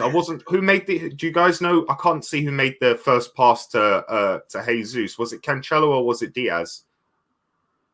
I can't remember, but whoever made the initial pass really been injured. The thing is, we're champions as things stand. We are champions. That's the main thing here. I think Christensen's gone off. I think Sergio's having a word with Sterling there, saying, "Hey, mate, that was mine," and Sterling saying, "Hey, mate, I put it in the back of the net." No, this is what gets to me, Charlie. I told you, mate, it was coming in control. You're watching a different game, Charlie, mate. No, Charlie is correct. In the last 10 minutes, we've had complete control of this game. Do you disagree? In the last 10 minutes that we've had control of this game? The last 10 minutes, yeah. Yeah, but that's what Charlie's talking about. That's what Charlie's talking about when he's coming. He's not. Minutes. He's saying, I'm deducing. I may be wrong, Charlie. You can correct me if I'm wrong, but I assume Charlie's not talking. Go I on. assume Charlie's not talking about the Second. whole. Oh, we're in again. It's it. You can't hit a cat's Oh. ass for the banjo. That's a Penalty. penalty. That's a penalty, boys. Come on, City. Let's go. Who's getting it? Who's grabbing the ball? Who's Aguero. picking it up, boys? Got to be Aguero. That's what I'm thinking. I need to see that again. I don't care. I don't care if it's soft. We'll take it. It's a bit soft. It's clumsy. It's from behind from him. It's clumsy. It's clumsy, but it's soft. It's soft. Oh, it's soft, but it's clumsy. It wasn't even a tackle. Because the way, from my understanding, from my understanding with the rules in the box, it's if you have to make an attempt to challenge the ball, and he had made no attempt, from my understanding. But you know me and rules, I could be very wrong. Sergio looks like he's stepping up for it. I presume I've got half time on here. I had all my half time ready to go. This might be 2-0. Sergio. What a man. Right, Sergio to take this. Surely he can't miss. Come on, Aguero. 47.5. We're a minute over. Sergio's going bottom left. Bottom left, boys. I'm calling it now. Bottom left. Come on, Sergio. Oh, you absolute dipstick. I can't believe he's just done that. Do you see what I mean with piss take? You tried to be a clever dick. That is an absolute disgrace from Aguero. Sorry, that's a disgrace. Trying to be a clever dick. Sorry, don't work for me, that. I find that disrespectful at the highest. Look at that. Mendy just glaring at him. Look at Pep, dickhead. Absolute bellend. What's he doing? I'll leave you guys at half time to talk about that, because that to me is the height of disrespect. That's piss taking. Show a bit of respect to your opponents. What was he doing? You just already said it, mate. He was taking the piss and showing. You can get the game finished. What I don't understand, is Edouard Mendy is the second best keeper in this bloody league, right behind Ederson on clean sheets. He's completely turned around Chelsea's defence. It's a fact. Mendy's got time to go in his ass, stand back up, and catch the damn thing, and glare at him like, what you... I mean, listen, I'm going to leave you with it. City are 1-0 up through a good finish from Raheem Sterling. Sorry. I wouldn't be surprised, and I'm going to call it now, I wouldn't be surprised if Aguero gets hooked. Yeah. Do not rule that out, guys. Well, I just put in the comments right here saying pathetic to be doing that to put the game out of reach. Pep will go. Do you know how bad I class that and people will overreact? Do you know when players dive on a pitch? I put that up there. You do that shit when you're 5-0 up and it's a game that doesn't even matter in a fucking, when you're in a pre-season friendly tour and you've got 50,000 fans there. Yeah, when you're mucking about. Yeah, no. Not in this. That's put a really bad taste to the end of what should have been a really, really good half of guys, half time. I'm going to leave you with Kurt's brilliant analysis at half time as normal. I'll see you in about 10 minutes. I'm going to go and give Sergio a phone call and give him a bit of a bollocking. Don't you worry. He'll get told how much of a D-head he certainly is. I'll see you guys at half time. But right now, let's be positive. Man City are champions. See you for the second half. Well, it's that's really, really put a dampener on what I was going to go through at halftime. Obviously, we'll go through a lot of the halftime stuff, but obviously the most. Exactly. He's doing me right in the thing as he's going off camera. But yeah, what can I say? We're going to have to obviously start off with the really major talking point and the utter disgrace from Sergio. What is he doing? So yeah, I'll go through a couple of your comments on what your thoughts on Sergio. Then I'll go into what I thought about the first half, and we can get into what you guys think. But yeah, obviously this is not good at all. Abdullah's on. Hello, mate. He's saying, why did Aguero take the pen? He's garbage at pens. I prefer Rodri on pens instead of Aguero. I think Aguero's got a decent record at pens, mate. It was just utter disrespect. Normally, Sergio puts it in the side netting or the roof of the net. doesn't muck about on penalties. I don't think I've ever seen him try a Panenka anyone in my life, but I could be wrong on that. I don't think I've ever seen it. John Grogan's saying it was dreadful from Sergio. Stephen's saying that was a complete disgrace. I completely agree with you, mate. And what Martin said is, what are you doing, mate? You could have just banged another goal, added to your list of Premier League goals for Manchester City, added another one to the tally, really helped us out in this game, and you do that. It's not good enough, mate. Ronnie's saying Sergio was angry at Raz, that's why he did it. I know you're only trying to make light of it there, mate, but it was just a disgrace, mate. You can't be doing that. Noah's saying you do them penalties on FIFA, not in real life. Like I said, you do them in the Audi Cup in a pre-season when you play in front of 60,000 people who only get to see you once every few years. You know what I'm saying? Crazy. Andy's saying Sergio's first touch for Raz's goal was awful. He should have tapped it in the first time and he didn't. I completely agree with you, mate. And honestly, I would not be surprised if we see Sergio come off at half-time and bring on midfielder, because we have been losing a little bit of control in midfield. And I think Sergio's been a complete passenger of this game, if I'm being completely honest with you guys. Cafe de Casual saying shocking, Sergio's a bloody joke. Yeah, Charlie's just saying it. Imagine if Sterling did that. Imagine if Mahrez did that or one of the other boys did that. Yeah. Andy's saying he did it against Bristol City, I think. Yeah, I can't remember off the top of it, but when I think of Sergio penalties, I always think of them side nettings or roof of the net or missed. You know what I mean? I can't. He's not. Yeah, he's saying he has done it in the cup before. Yeah. I can't remember off the top of my head, but I'm 100% sure you're right. My memory is terrible for stuff like that. But yeah. I'm with Mervyn. I don't think Sergio was. I thought he was absolutely a passenger in the first half, irrespective of what he did for the penalty. Right? I thought he was really poor, and I think that's the nail in the coffin. He should be taken off. For me, hasn't really put much into the game, and hasn't really been offering us. I think his job was to drop in and help Rodri in midfield. And I don't think he's really been doing that, and I think it's really, really poor from him. Really, really poor. Really, really annoyed, man. I don't see anything wrong with that pen, except from missing it. I do, mate. I don't think you should be Panenka in anyone, mate. Like, yeah, I know Pirlo did it in a World Cup, but like, I don't know, man. Yeah, I completely agree with you, Ronnie. Gabby did really good for his part in the goal. What I wanted to say is, who was it? Cancelo? Was it Cancelo? Or was it Cancelo? I think it was Cancelo who played the initial ball, and fantastic initial ball. Really, really good breaking run. Spotted the run. No, it was Diaz. It looks like So yeah, really nice spot from Diaz there. But I'm just going to go into what I thought at halftime. Obviously, with the Sterling thing put a bit of a dampener, and the Sergio thing put a bit of a dampener on the end. But we started off the game. I thought we were really decent in the first 10 minutes. I thought we were closing them down in the wide areas really well. I thought Alonso and Rudiger were really, really penned in a bit, which is what you need to do against this type of formation. Is you stop their wingers from being out, their wing backs from being able to get high up on the pitch, and I thought we did that. Then I thought we started to lose quite a bit of control in the midfield. They were starting, their wing backs were coming a little bit more inside and bringing our fullbacks inside and allowing them to have space in the wide areas for Pulisic and Werner to run into the channels. But I thought, in all honesty, our defensive line was fantastic. I thought we completely controlled them. Every chance they had was offside from them. Every single one. I thought our defense line was brilliant, and I thought tactically we were quite good. I thought the main issue with the first half was Kun Aguero.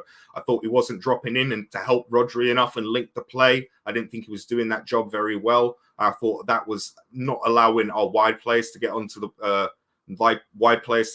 ball, and I think that was causing a bit of a problem for us. But what was surprising for me was we were putting a lot of our effort down the left-hand side. It was quite evident we wanted to get Mendy isolated on the wide spots to put balls in for Sergio and Jesus to be attacking, which Mendy got into some really nice spaces, but I think his delivery was a bit off so far. But I thought that looked really good. But I think if you look at this Chelsea lineup, the real way to attack him is their left fullback Alonso, because I think his defending is poor, and I think that side of their defense is a bit easier to get at with Rudiger, who's obviously right-footed, getting pulled out to that left-hand side as well. I think Torres, trying to isolate Torres against Rudiger would have been a lot more better for City in general. I think we would have had a lot more joy going that way on. I think what the most important thing for us to go into the second half and do is bring on a substitution. For me, irrespective of what Sergio did with the penalty, I would have taken Sergio off. I think he's been very poor.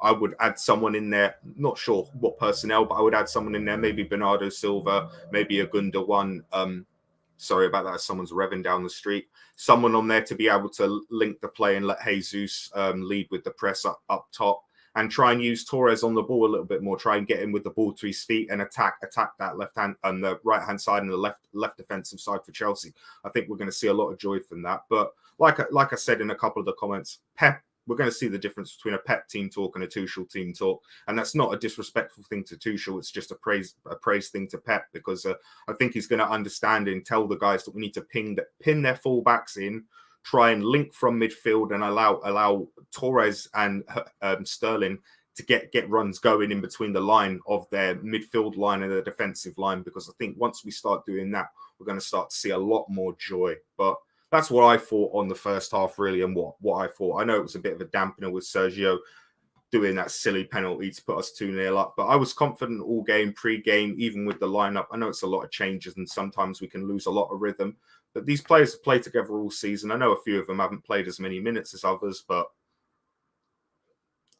I see absolutely no reason why we can't put this game to bed and do them in the second half. But that was me. I know I waffled on a bit there, but let's see what you guys are saying in the comments. Let me just go up and see what some of the boys are saying. Shed is saying Ake and Rodri have been excellent. What Sergio was thinking. I agree with you to a degree, Shedders. I don't think they've been excellent. I think they've been both very good. I think Rodri's had a lot of work to do, and I think Sergio really didn't help him out at all. I assume Sergio's role was to sit in a bit deeper and help Rodri, and he wasn't really doing that at all.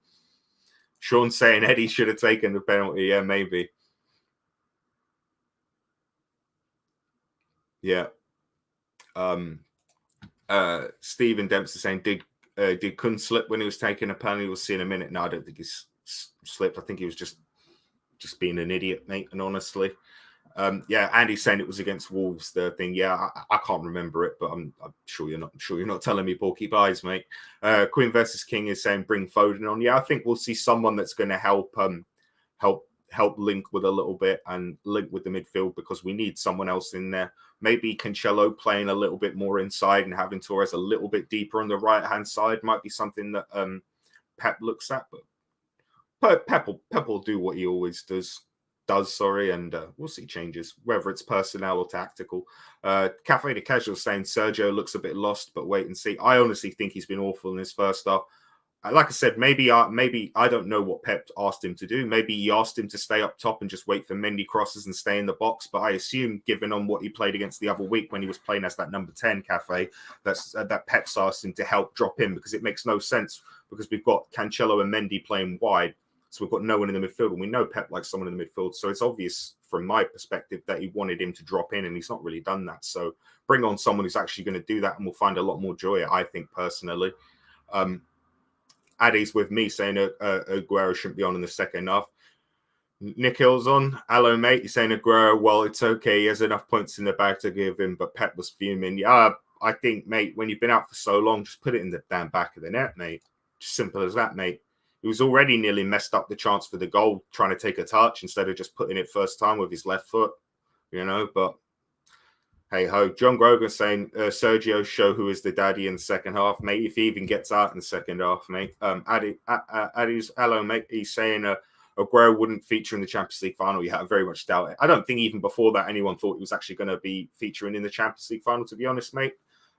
Jeff saying, as much as I love Aguero, he's not the best at penalties. I think he's got a decent record. I think like 36 and like 44 or something like that. Something like that. I can't remember the stat off the top of my head, but it's not too bad. Like, don't get me wrong, I've seen him miss a fair few, but I've seen him bang quite a few as well.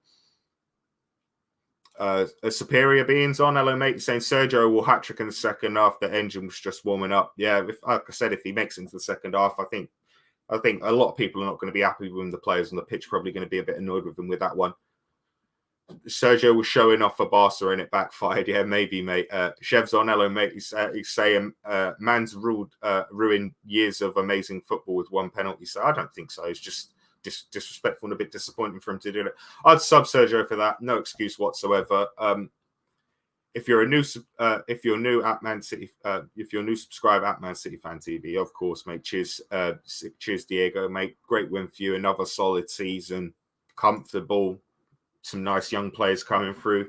really must be really happy with Eze, quality player. But yeah, Ronnie's saying I'd leave Sergio on, give him a chance to put it right. Maybe, like at the end of the day, whatever Pep decides to do, that's what I agree with, because he's a bloody genius, and we're all numpties watching it, mate. So yeah, I completely agree. Whatever Pep does, I agree with him. Andy's saying, here it is. I've got a great video from the stadium that night when he scored it. But for fuck's sake, today of all days, yeah. And there's the video for anyone who wants to watch it. I'll watch it. I'll save the link and watch it after the game, Andy. But yeah, and we've got a Sir Alan update from Chris, which is always nice to have. He's saying he tripped over these bottom lip. Dear, oh dear. Jeff saying Sergio looks a yard slow. Yaya never missed a penalty for City. Sergio only got to take penalties when Yaya. Yeah, I know that. I know. Yaya never missed a penalty in his whole career for anyone. I'm assuming that's laughing at Alan, which is what mostly Alan's good for, having a good giggle at. You know, he's top lad, but core blimey, he's a worry wart if I've ever met one. Jack Lee saying, well said, Ronnie. Sergio deserves a chance to put it right. Maybe I'm being harsh, and he does. But we're 1-0 up in this game. Let's not forget, guys. There's a lot of positives for me to take out of the game. I think we're one or two things tactically away from really exploiting Chelsea. Really, honestly, I thought we got ourselves in some really nice positions. As I said, I think if Mendy can isolate his crosses a little bit better and get those isolations on that left-hand side, he's getting into some really, really nice positions with Sterling pulling the defender on that side.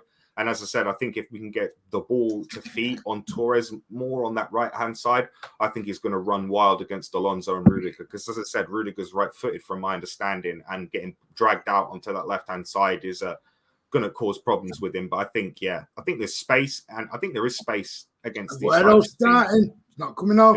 It's not coming off, it looks like. And as we all come back out. As I always say, mate, whatever Pep decides, I back the man, because he's a genius, and I'm an umpty just watching the game and giving my 2 cents. But yeah, as I said, I think there is space in this one. We've got this one. We're 1-0 up, lads, with a lot of changes. And as I said, I really didn't think Chelsea offered naff, all honestly. Every opportunity they had came off an offside.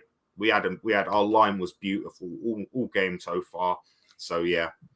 What are your thoughts, Martin? I've just been obviously talking with the boys about Sergio. A lot of people obviously very unhappy with that one. But yeah, I really think we got their number this game. I think the wide spaces is really good for us. I think if we can pin their fullbacks a little bit more, we'll have a little bit more joy. But Sergio, whoever, Jesus, someone needs to drop in and help Rodri out, linking the play, because it's really, really stifling our retention of the ball, you know, because we're getting into the natural positions that we're getting into, Martin, but we're not being able to recycle the ball from there and keep that momentum going. So I think that's been a little bit of an issue for us. Sorry, I'm just watching this bit. Yeah, I'm just looking for changes. It looks like it's all is the same from the first half, guys. So my thoughts on the first half, that was a bit bitter. I thought Chelsea were getting joy down our flanks, as they did at Wembley. They were going down. I thought Mendy got caught out 2 or 3 times.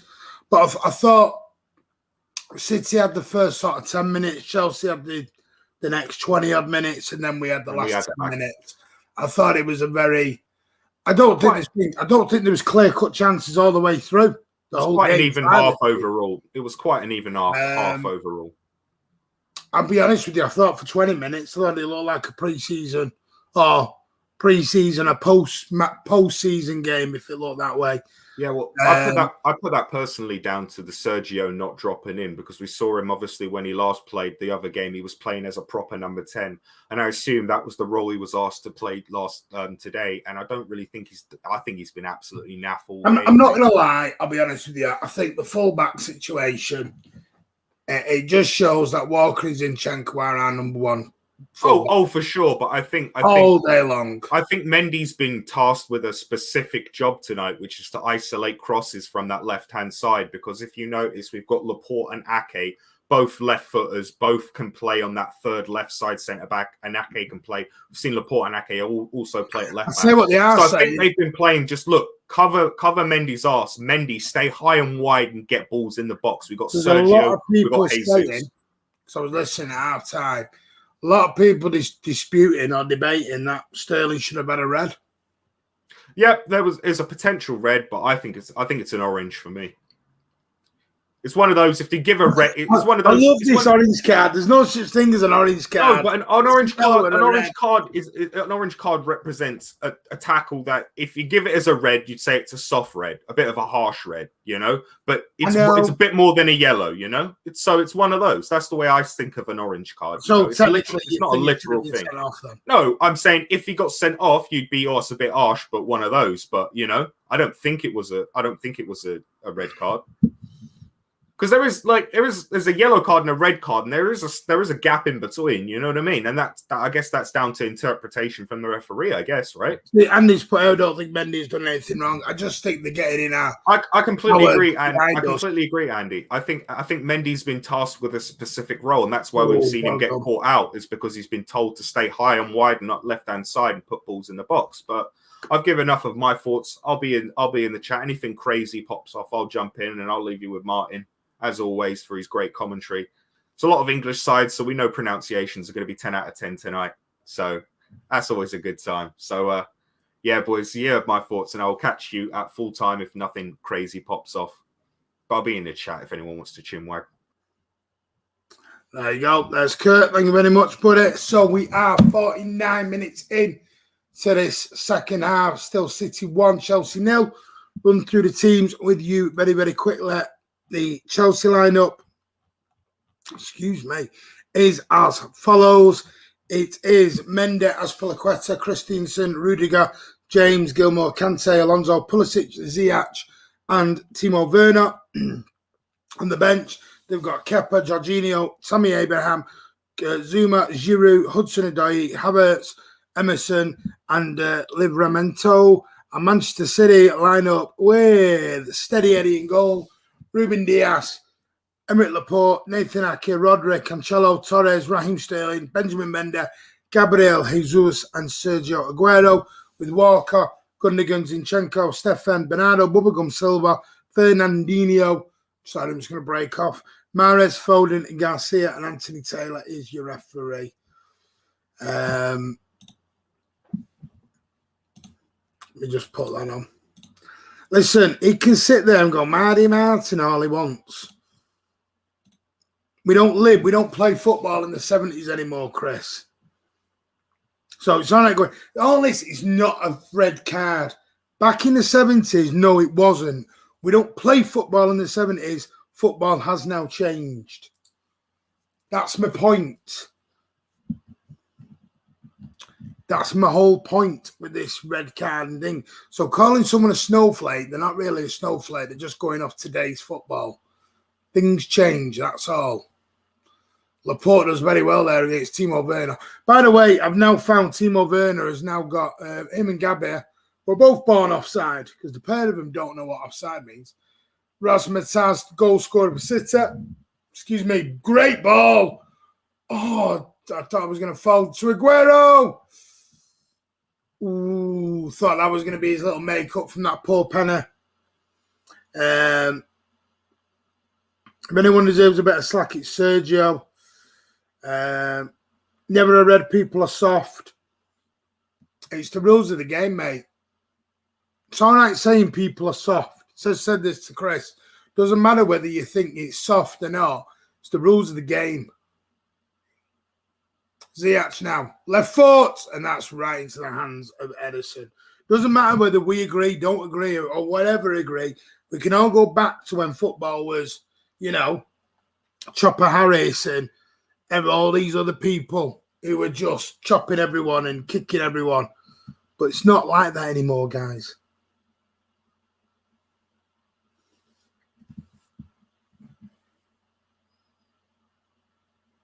Reece James there with the bleached head dreadlocks.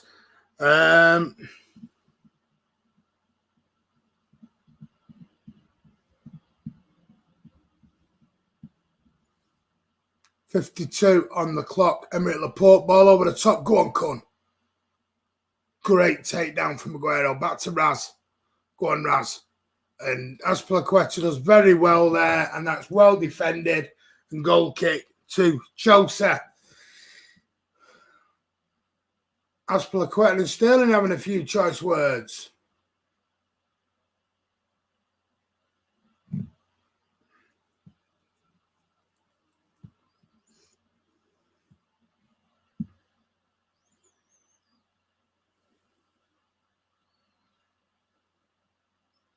Benjamin Mendy, Rodri, into Gabby.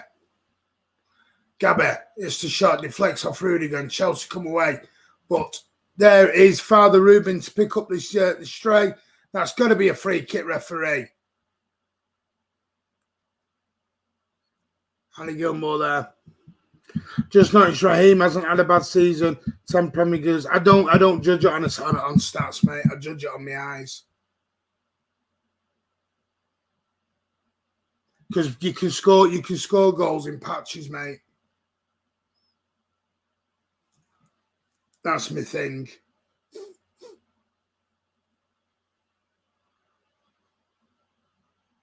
So I always find stats to be a little bit a false thing to judge players off. It's not FIFA. Stats for me are for FIFA. Exactly, no, a stats live. We can see this when people say Bruno's better than KDB. If you're going off that, Bruno Fernandes is a better player than KDB if you're going off stats.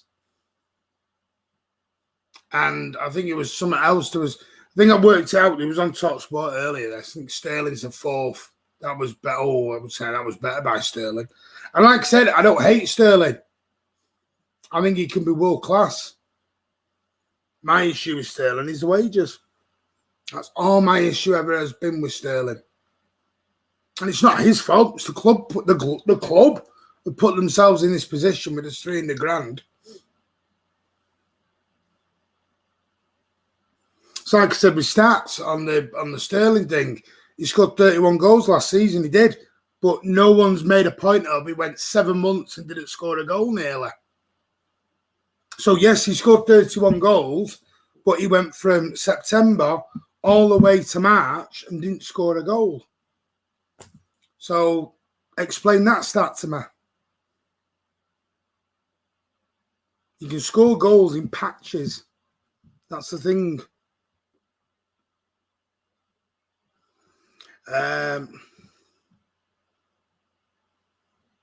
Hey, mate, no, it's your opinion. You don't have to put your opinion, Abdullah, mate. Honestly. It's some people want to do the stats. That's why that debate with Kurt a couple of weeks ago on the Friday Night Social was a really good one about the stats compared to the eye test and stats. It's such a good debate because each person sees things so much different. So you don't have to apologise, mate. Don't be daft and you don't have to hold your hands up. Don't have to hold your hands up at all, Abdullah. It's all opinions, buddy. 56 on the clock. City 1, Chelsea 0. This has sort of took the role of the first half just a touch, where there's not a lot happening. Not a lot of... That's good tackling from João Cancelo there, and that's got to be a foul. So you did not get the balls, Ziyech. Be quiet.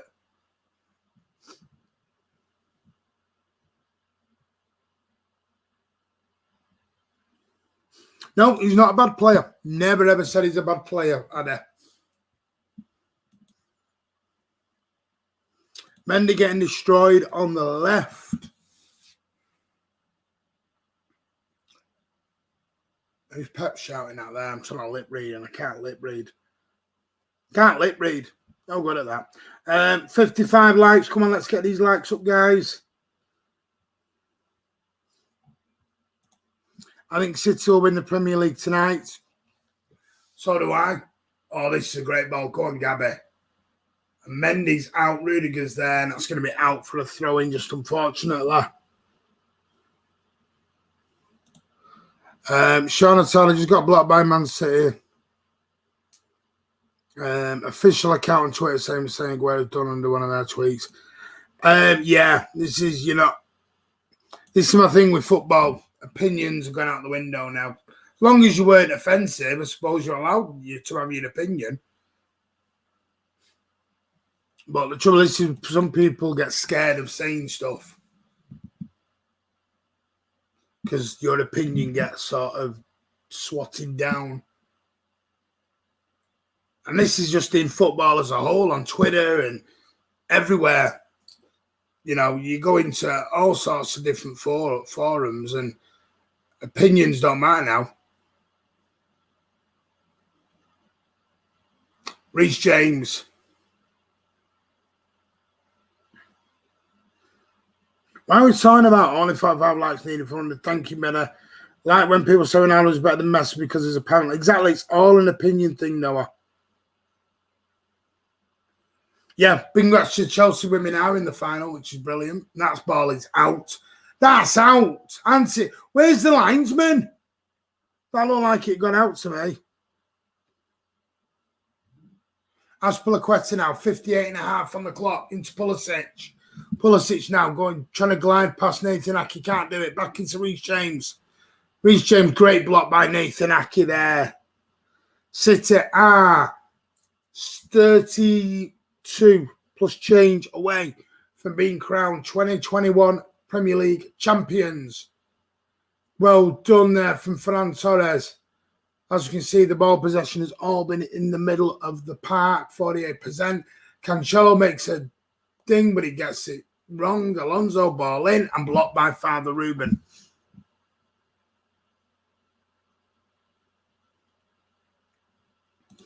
Chelsea is one of the most boring teams to ever watch.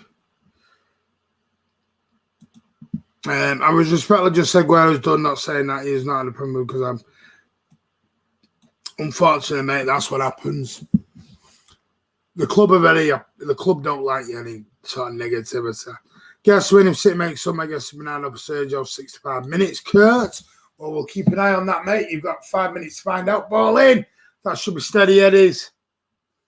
Aki's playing very well, Charlie. I'll give him that. Very, very well indeed. And that is poor from Gabby. That's just lazy. Alonso into Pulisic. Pulisic! And that's very, very aggressively, violently wide. Gabby just trying to bring the ball back to Cancelo and stopped. That was poor from Gabby. But Ake, the man there, closing the area down for Pulisic to have a go on. Well done, Nathan Ake. And there goes Aguero now. Go on, Aguero. Running away. And that's got to be a yellow card, referee, to Kurt Zouma. Ref, what? What? Oh, that was a foul. Why has that not been given as a foul? Newcastle against Martin. Yes, I bought two of them the other week. Carl Blundell's going zoom. Well, the ref's just letting everything go now. Oh, bless Carl. He supports a crap team. You'll have to excuse him. Mende. Back to Ake. Rodri into Laporte. Go on, Laporte. Go on, Laporte. Oh, lovely pass. Just a bit too much. Oh, well done, Aguero. See, Aguero's trying to make up for that penalty now. He's a man on a mission, you can tell. Kurt Zouma, the former Stoke man. I always find it hilarious how he used to play for Stoke.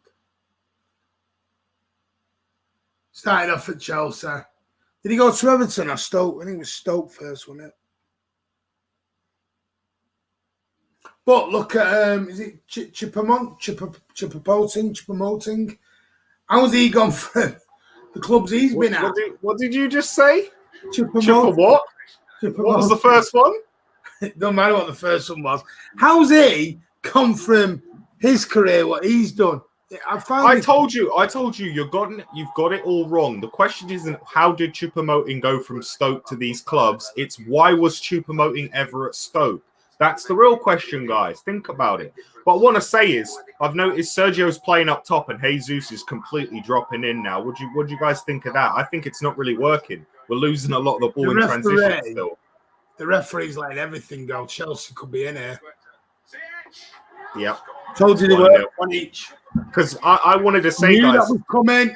Jesus dropping in is just giving the ball away all the time, guys. We need to make. Do me a favour, Kurt. Turn the telly down or off. Oh, sorry. It's because I got. You don't want copyright.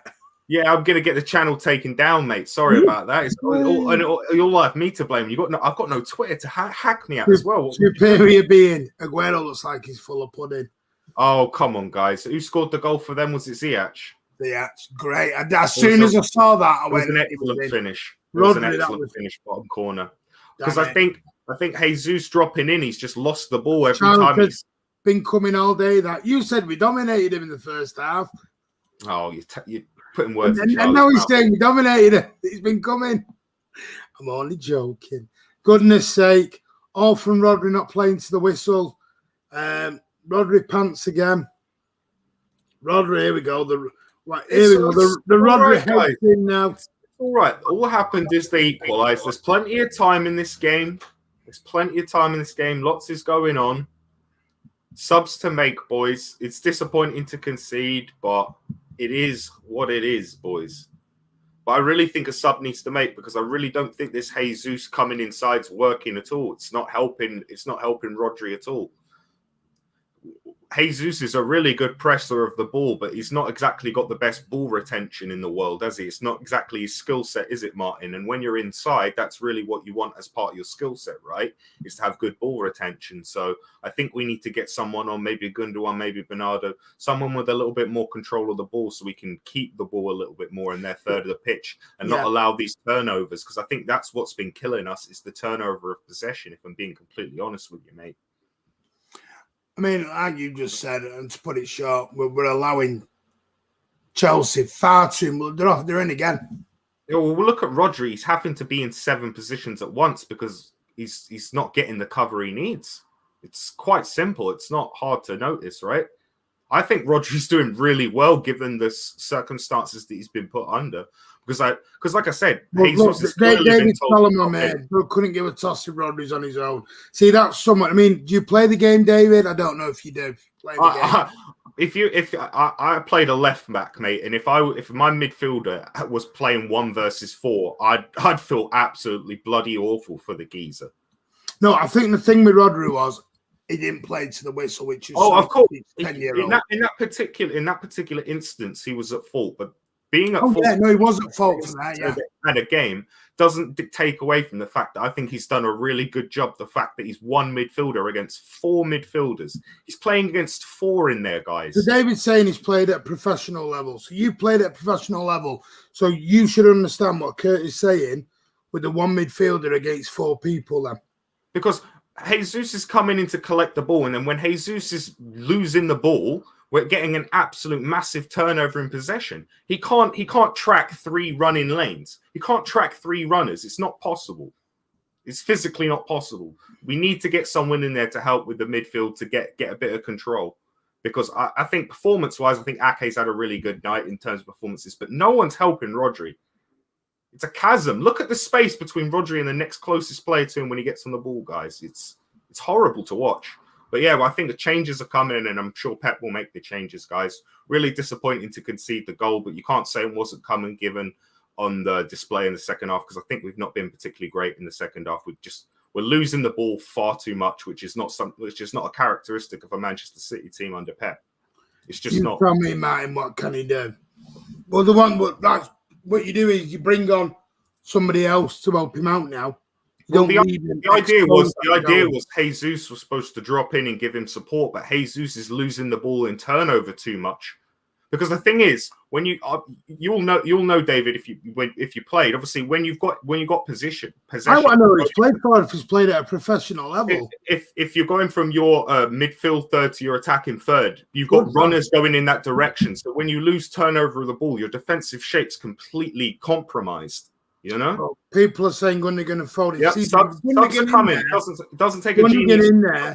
David's saying that's what he's saying, Kurt. David. Curtis saying, David, get my words out. Gundogan coming on will give Rodri that support that he needs. He can't do 4-1. Now, don't get me wrong, the goal was Rodri's fault because you played to the whistle, which you teach a 10-year-old to do that. You teach 10-year-olds, you play to the whistle. But you only have to look at the previous two challenges that Anthony Taylor let go to know they weren't going to play to the whistle. They were just going to keep going and keep going. All right, and Martin, it's Kante. Kante for Jorginho. I'm happy for that. Take care, Cal. Mendy off 100%. Subs are coming, boys. Subs are coming. Got to worry about Jorginho. I think he's Chelsea's best midfielder by quite a distance, if I'm being honest with you. But it looks like Foden and Gundogan are going to be coming on for Manchester City. It's a Manchester City corner on the right-hand side down at the family stand. Who's their best midfielder? Jorginho, in my opinion. Kante? Yeah. Give over. Absolutely give over. Jorginho's the reason Kante's form's improved.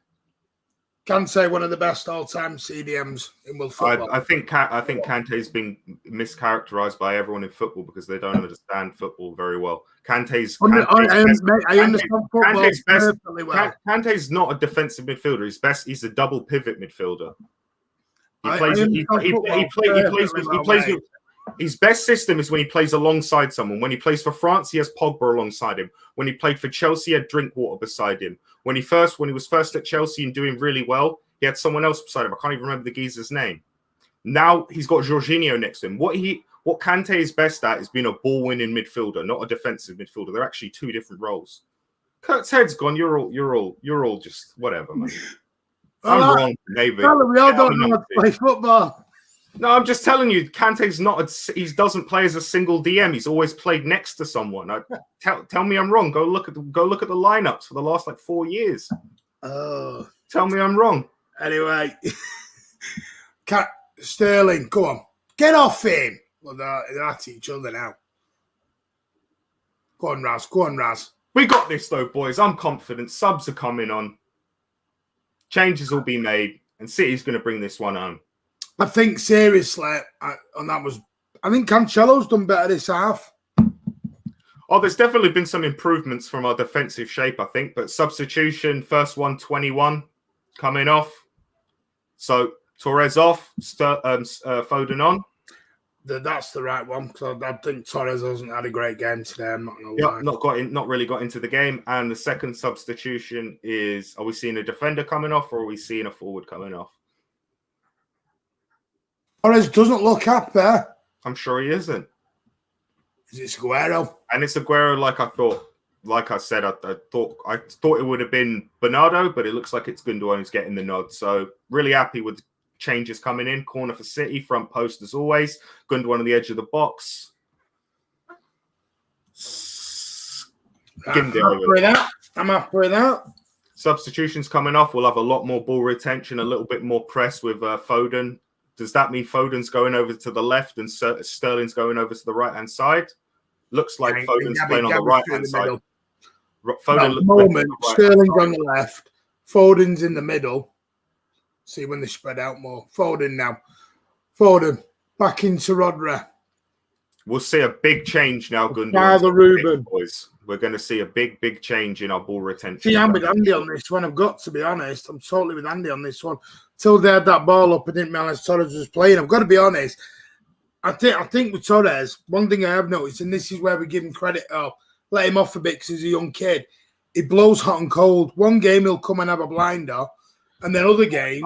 I do want to say though, our tactical setup in the first half, we were designated to attack on the left hand side with Ake and Laporte covering Mendy and allowing Mendy to be attacking on the left hand side with Sergio and Jesus in the box. That was our modus operandi for the first half in terms of our tactical setup. So Torres is not really going to get into the game when we're playing all down the left hand side. That being said, don't think he did particularly well when he was on the ball either way. So I agree with what you guys are saying, but I do think it's not like we were feeding in the ball and he was awful with it. It was just a lot of the play on the other hand of the pitch. Mendy losing Mendy's lost him, and that should have been 2-1. We might see Zinchenko come on at some point. That as was well in this Mendy, game. that all over the shop again. Where's KDB? Slight niggle, mate. That's all we're told. I will leave you with Martin. Anything else kicks off, I'll this jump game back in. is going to heat up, I think. It's on a knife edge, guys. The next goal will probably win this one. Knife box and Kante's an average midfielder. There you go. Live from. But I'll get off before everyone hacks me for saying I never said Kante was bad, by the way. Saying someone is better does not mean the other player is bad. Just so people understand that. See, you gotta love the banter there on Man City Fan TV. We do like a bit of banter. We can laugh at each other. I'll leave that to go in the summer. There you go. I'll leave the hammering to me in the comments, and I'll leave you with Martin's great commentary. In the space of 60 minutes, Kurt, Sergio's crap. We've got Rodri's crap, and now Mendy's off, and everyone is like... people in the chat's got a bigger list than you, Martin. That's crazy. But yeah. Hey, my list is drunk. My list is I love the way it's like Chinese whispers what you say on the internet, isn't it? You say a statement that is literally categorically, you can look back at the video footage, and it's like Chinese whispers. Jorginho, best midfielder in the Premier League. Yeah, but it's like you and Sam Allardyce when you said Sam Allardyce was amazing. I never said he was amazing. I said he was a good manager, and I didn't like it. I didn't like it was compared to Graham Souness and bloody Alan Pardew and numpties like that. But it's like maybe the Foden on loan. I never actually said put Foden on loan. There was a lot more. Oh, of course. But you whole conversation. Like I said, you have the literal clip of what you said, but it doesn't matter, mate, does it? It just doesn't matter, does it? But I'll leave you with Martin's commentary, guys. And I'll see you boys all at full time. We're going to win this, and we'll be champions by the end. I promise you. We got this, boys, but I wouldn't be surprised if Mendy comes off. 20 odd minutes. Kurt, were you gassing when you said you're going to love it? Listen, you leave Nigel de Jong alone, Yusuf. You leave NDJ alone, sunshine. I cannot have Yaya in my team. Not after what he did.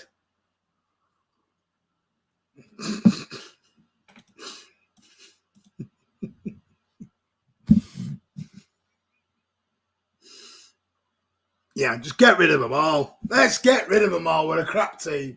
Tell you we don't have whinge and moan, all of us. City fans are never happy anymore.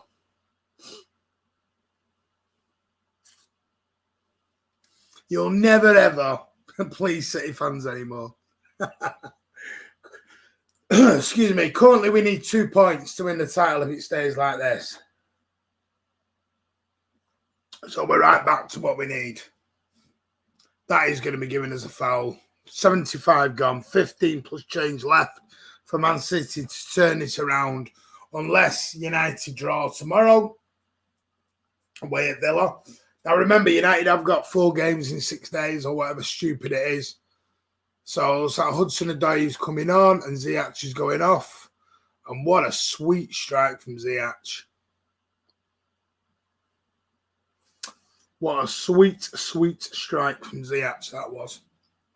And Callum Hudson-Odoi, who, if you believe everything you say,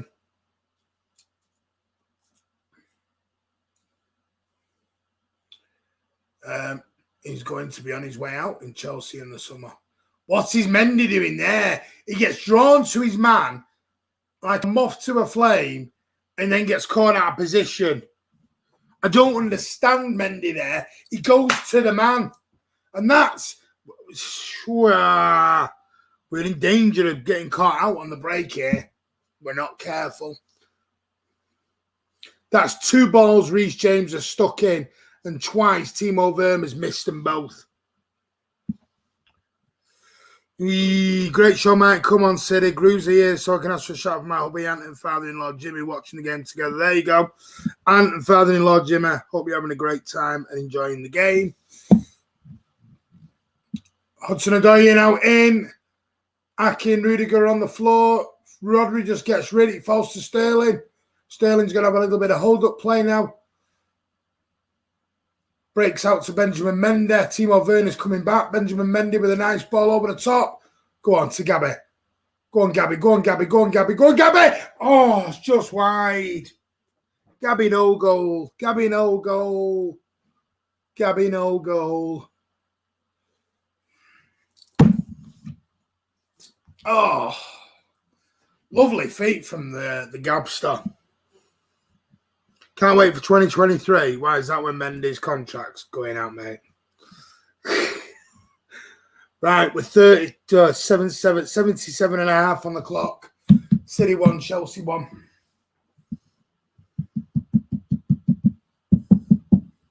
Rodders. Good old up play. Into Ake, who's had quite a decent game today for me. Ake been nice and solid. Edison, back to Laporte. 7 to 8 on the clock.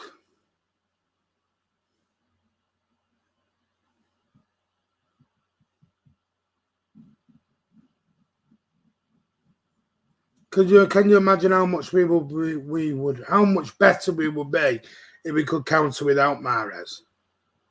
Are you saying Mahrez makes us worse? Adi, is that what you're saying, mate? Because I don't agree with you. I think Mahrez has been one of our best players the last 3 months. Last minute winner, anyone stealing to get it? Can't wait till we sell Mender.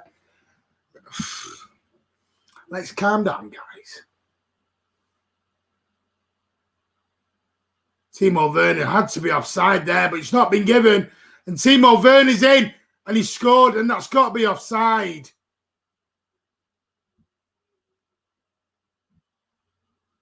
Was that a late flag? Let me see when this flag went up, because I could see that was offside from there. He's ahead of everyone. He looks, they're like... That was a late flag. Oh, right. Okay, then. No, Martin. I'm saying we can only counter with Mahrez. Right. I get you, mate. I get you. I thought you meant counter without him would be better. Zinchenko on. Mendy off. I think it needs to happen because they're dangerous. It's already happened, mate. Right. It's already happened, mate. You missed it. Did I miss it? Sorry. Well, I was more bothered about the disallowed goal.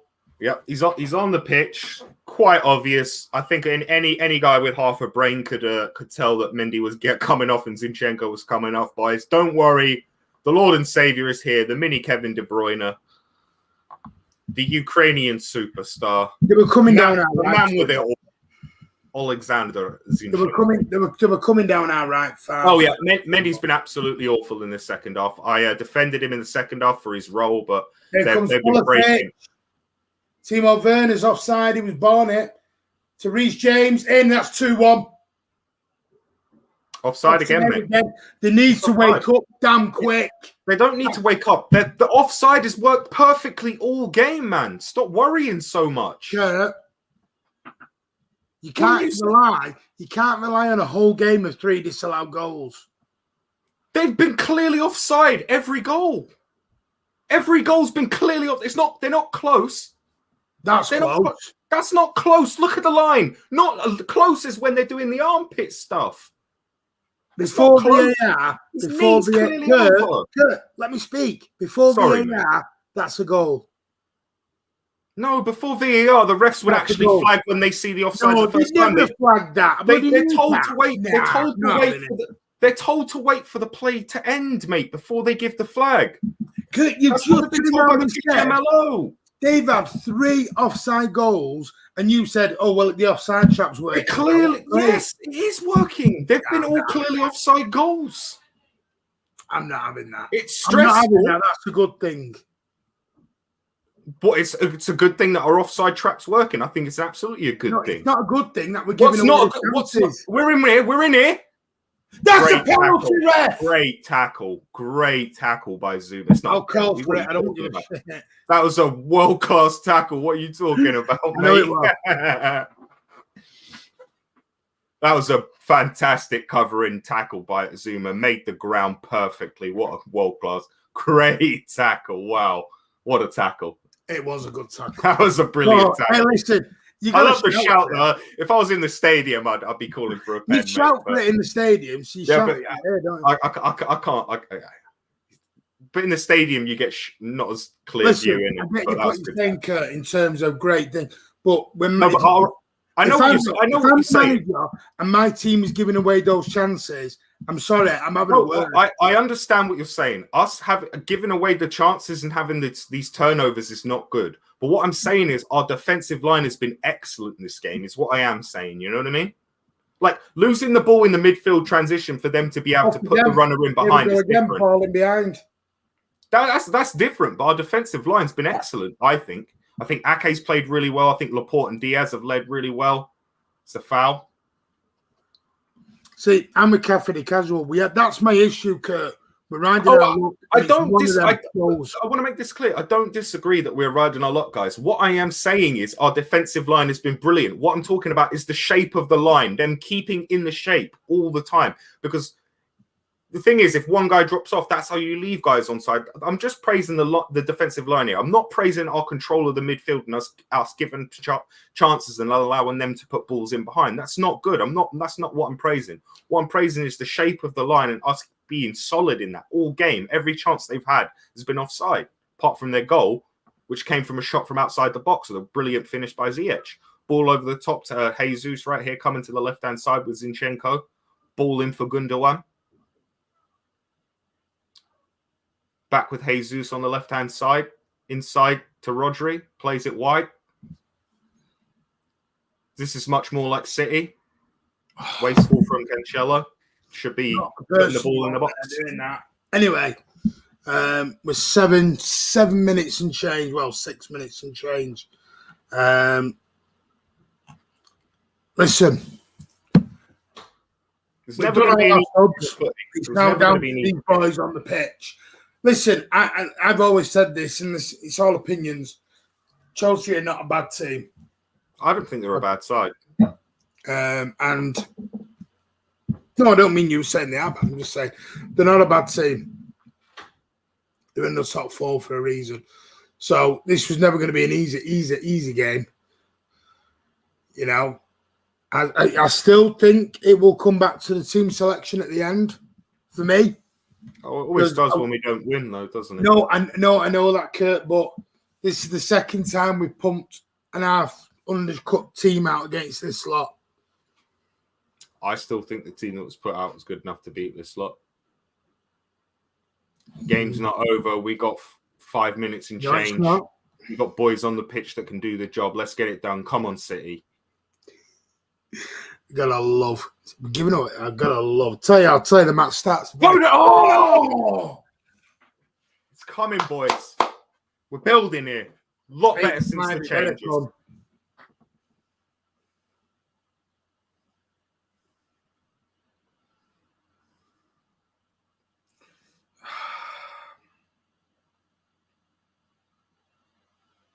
Come on, City. We got this, man. There's time in this one. We got the boys on the pitch to do it. Come on. Martin, do I think that Man City will continue with a false 9 in the league final? Yes, I do. Because I think that's Pep's number one tactic. I think Pep will go. And maybe, like Kurt said at the start, a couple of others, maybe it's keep your starting 11 close to your chest. I think Tuchel will know the starting 11 that's going out. I don't think it's about starting 11. It's about having practice against the starting 11. It's how they play might be the thing he's keeping quiet and how he sort of does it. But I don't think there'll be a striker on the pitch, in the Champions League final. But it is what it is. Foden now. Come on, Phil. Go on, Phil. Cancelo. That's Rudiger. Oh, someone hits it. God. I'll tell you what, though. For the Chelsea players, I think Reece James has been exceptional for them on their right hand side. I think he's been absolutely brilliant. Great defensive display. We've been saying we're going to win the league we have been saying we're going to win the league next week for like the past 4 weeks. That's the problem. That's my issue, Ada. We can't keep on. We've got next week, and because we are so far ahead, we can go. We've got next week. We've got next week. And every time we do get into a position of winning a league, we do tend to do this. Manchester Derby at home, 2-0 up at half-time, and we messed it up. City don't do it easy. Listen, if you're a City fan, you know we don't do it easy. City don't roll along. If City have to win a game to do something, and they get oh God. Oh, go on. Top. He's He's in. That's a penalty. That is one. Let's have a look at the replay, lads. He was riding him like an absolute hound dog. Have a look at the replay. Okay, ball in. Sterling has it. I don't know. I can't really see Naffle from there. This will be a better replay. Does he catch his heel? Yeah, he catches his heel. That's twice. Sorry, referee. He catches his heel twice. Where are you, VAR? Twice. That's my voice doing that. Pardon? You know when Pep was going twice. That's a penalty. I'm sorry, that is a penalty. Heel twice. Come on. Where's the check? No Oh, check. he's done it. The check's done and not giving it. Oh my days. Anthony Taylor, he's almost took his boot off.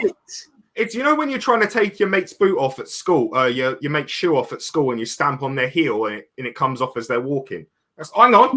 Hang on. Oh, Charlie, oh Martin, we're in the league on Sunday, Tuesday. Right, I get what you're saying, Charlie, but here's my point. Here he is doing the twice again. No, I'm joking. Here's my point, Charlie, is the longer it takes to win the league, the closer we get to the Champions League final. You don't want to have to keep putting your strongest team out to win the league. That is done. He's not kept putting out the strongest team to win the league because it's always been rotations, Martin. So don't tell me they're still checking this. He stood on his heel there. No, they're not checking. They're showing a replay, Martin. Someone just said they're still checking it. They can't be still checking it. Plays going on. That's not how that works. Did it at Tottenham? I guess. Foden? No. See, that's the problem because it happened at Tottenham. How far back do you go with the VAR check now? I don't know. I always thought if VAR are checking it and there was anything about it, they tell the ref to like hold on, innit? I think it goes down first, second, third phase of play, doesn't it? I'm not too sure, to be honest. It used to come up on the screen, didn't it? VAR check over. This game's not. I don't like this game.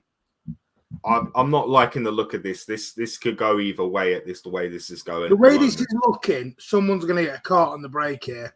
That's exactly what it looks like. Someone's going to get caught on the break.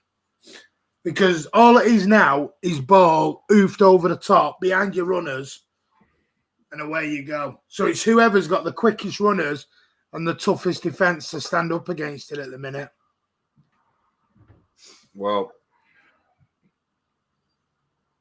this has become end-to-end, like someone said earlier.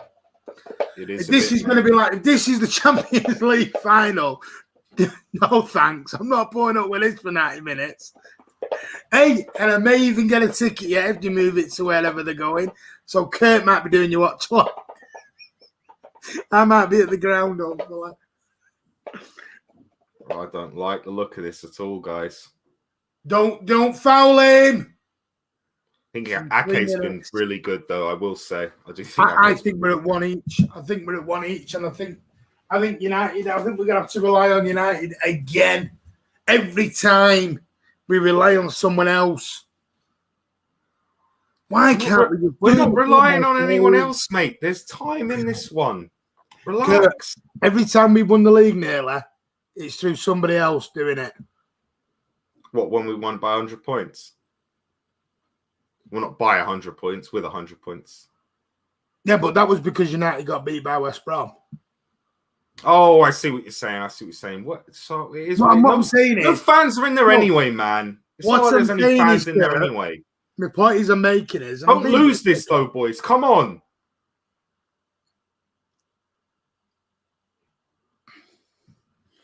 Can't lose this from me. Martin, what's wrong? Charlie, I'm allowed an opinion, buddy. Charlie's proper having a go at me today. Oh, come on, City. Don't lose this one. Not from me. So what, we'll win the league at some point? I'm just a bit less. I'm a bit less. Let's get it done now because there's just no fans in there anyway. You know, if there was been fans in there today, it would have been different. To get the team done, dusted, and then we can relax and go on to the Champions League final. I don't like this idea that relax and go into the Champions League. Careful, this is not. I knew it was coming, man. You could tell that. Someone was going to do it.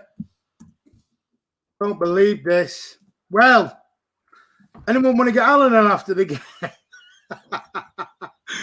Oh, I don't believe this. Every time we go to win a title, when it's in our hands, talk about psychological edge for the final.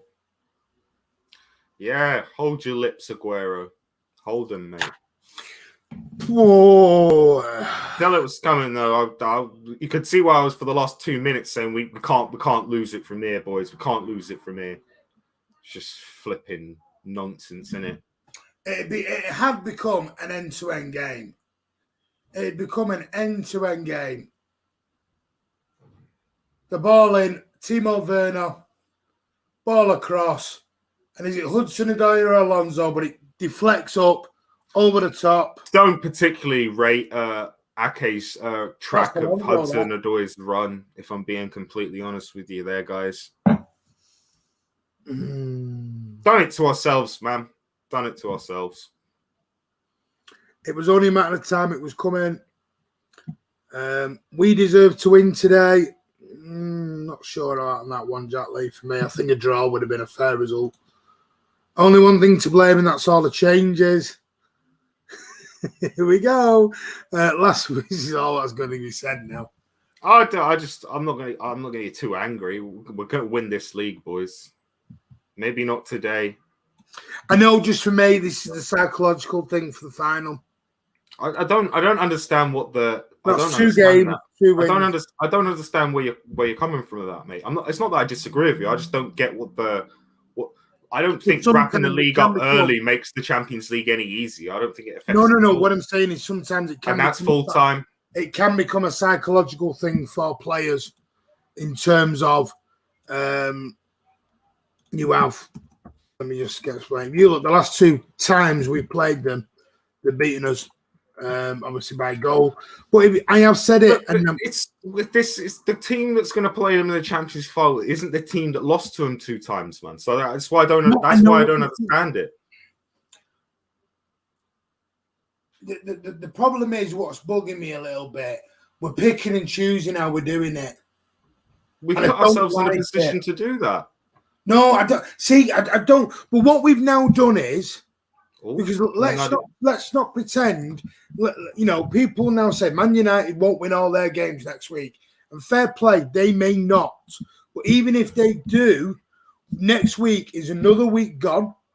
It's another week we're going to have to stick out a decent team to get. We're going to stick out a decent team regardless of if we've won the league or not, mate. I don't understand. I don't know. I'll be honest with you. I don't think this second team is as good as everyone thinks it is.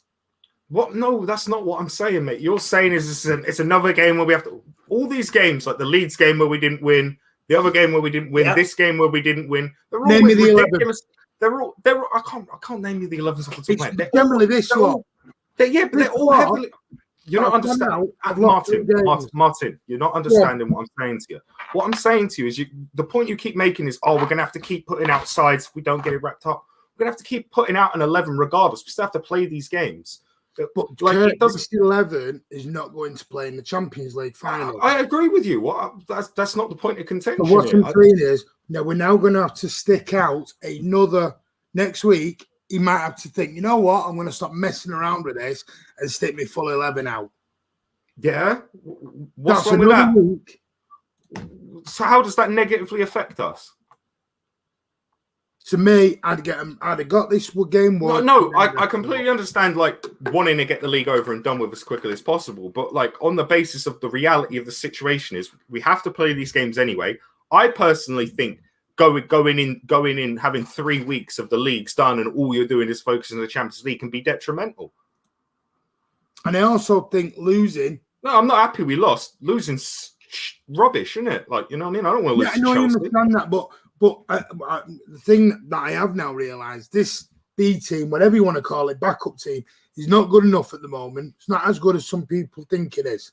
Well, I don't think anyone's thinking the second team good when the last 3 times this quote unquote second team's played, they've lost. I don't think anyone's going, they're amazing, are they? Champions League vibes. Yeah, I'm not going to listen. we could say. I don't think it's shit that we lost, but it's not a great performance. But we've won a League Cup. We're going to win this title. We're in a Champions League final, and we've got games left. It doesn't matter what United can win all their games. All we have to do is win one game, and it's over, guys. It's not that big. It sucks to lose, but the grand scheme of this, man, it's really not that big. I do think it can be. I think it can be psychological as well, but that's just me. That's me. Well, I don't think when Kevin De Bruyne gets on the pitch, he's going to go, because we lost when I wasn't playing, Gundogan wasn't playing, Foden wasn't playing, Mahrez wasn't. We're going to lose now. How's that? That's not going to affect his mentality. Right. Well, there's no. Listen, we'll agree to disagree because yesterday you were telling me Thomas Tuchel, you don't rate as a manager, has just done it twice, but he's not a very good manager. I never even said he wasn't a good manager. I said he's being overrated, is what I said. Lampard was better than him.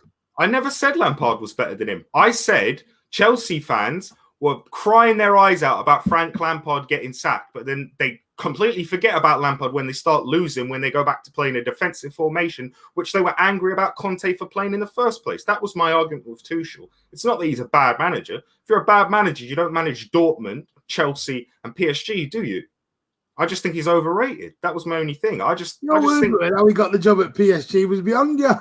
What? I was watching it. You said it. Yeah, it is beyond me. I don't know how he got the job at PSG. Why would PSG hire a guy who's never done anything and never won anything? Well, they've hired Poch. Exactly. I don't know why they hired Poch. And he's never done out or one out. If I was PSG, I'd be looking at getting Ancelotti back or Mourinho in to win him a title. Why would they keep hiring guys who've never done it in a bottle jobs? But this isn't obviously the topic of discussion tonight. This evening we lost 2-1 to Chelsea, a very disappointing performance. I really do still believe the team out there should have done the job tonight. Really disappointing. Obviously, a talking point is for Chelsea is obviously they're going to talk about a potential red card for Sterling. Our argument would be Sterling should have probably had a penalty with the Zuma tackle, right? So it's one of those, but you couldn't say it wasn't coming at the back end of that second half. Really disappointing performance, but like I said to you guys, we're in the Champions League final. We've already won a cup. We're going to win this league. Brilliant times and a bad day. That's all I'm saying. Oh, no, I agree with you. And Kurt, to an absolute sense, not a problem. You know, it's your opinions, guys. And people can say I'm talking rubbish. I'm talking about it, and I'm not going to mention anything because when I do, people take the piss. Is talking about it, you know, I played a team years ago. And we got beat by him 3 times in a row. I know in my lads' heads, they didn't want to play them again. They were scared of playing them. But Martin, can I ask you? Did you play a second string team against them 2 times in the third time? I did in the first game. I did in the first game because I had to. Yeah. So you lost with your best team the second time, and then and then they had the psychological thing. So the second team that played Chelsea in this reference that you're making was our second string again. The point I'm trying to make is I don't think for a second Kevin De Bruyne, Foden, and Mahrez are going to go, oh no, the B team lost to Chelsea, so we're scared of them. Yeah, they're going to go, those guys lost to him twice, very close games. We'll do these lot easy, no problem. Come on, man. And there's put Mendy. Come on, we got this today. I love Kurt's going, come on, we got it. We'll smack him in the final. It don't matter. I just don't think we've got Kevin De Bruyne, Mahrez, Foden, Gundogan, all these players to come in, man. And this is why I don't. And they barely beat us both. No, this is why I don't mention stuff. Oh, Martin, stop it. These are not Sunday League, and that's fine. But that's why I don't mention stuff because you just get told that sort of thing. Well, so my thing about it was you said that your team, you played the A team the second time and lost, so that makes sense why they had a thing in their head because that you lost with your best team. When we've lost to Chelsea, it wasn't with our best teams. That's the point I'm making. I really think you think Mahrez couldn't give a monkeys when he just won us through a Champions League final. He was the coolest guy on the pitch. You think he's going to go, oh no, Chelsea beat us a couple times in the league when I wasn't playing and be like, oh, I'm scared now. I just don't think that's a reality. Anyway, if United lose to Liverpool, then we're champions, and if not, Newcastle away.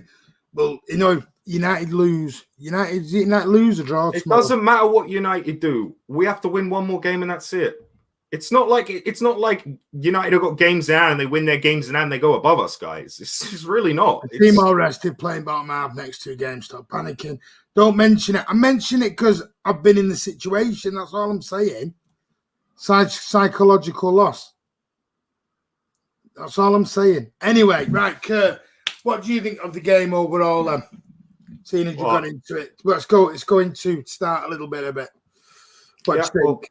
Well, obviously, we start off with selection. We've obviously talked about that a lot, so I'm not really going to go into that too much. Everyone really knows my thoughts on the lineup. I think it was a good enough team to do the job. I think tactically we looked to isolate Mendy on the left-hand side and try and get crosses. Mendy got into the positions, but really didn't deliver anything of substance tonight and had a really, really poor performance. I think he was better in the first half than the second half, but that's not to say that he was great in the first half.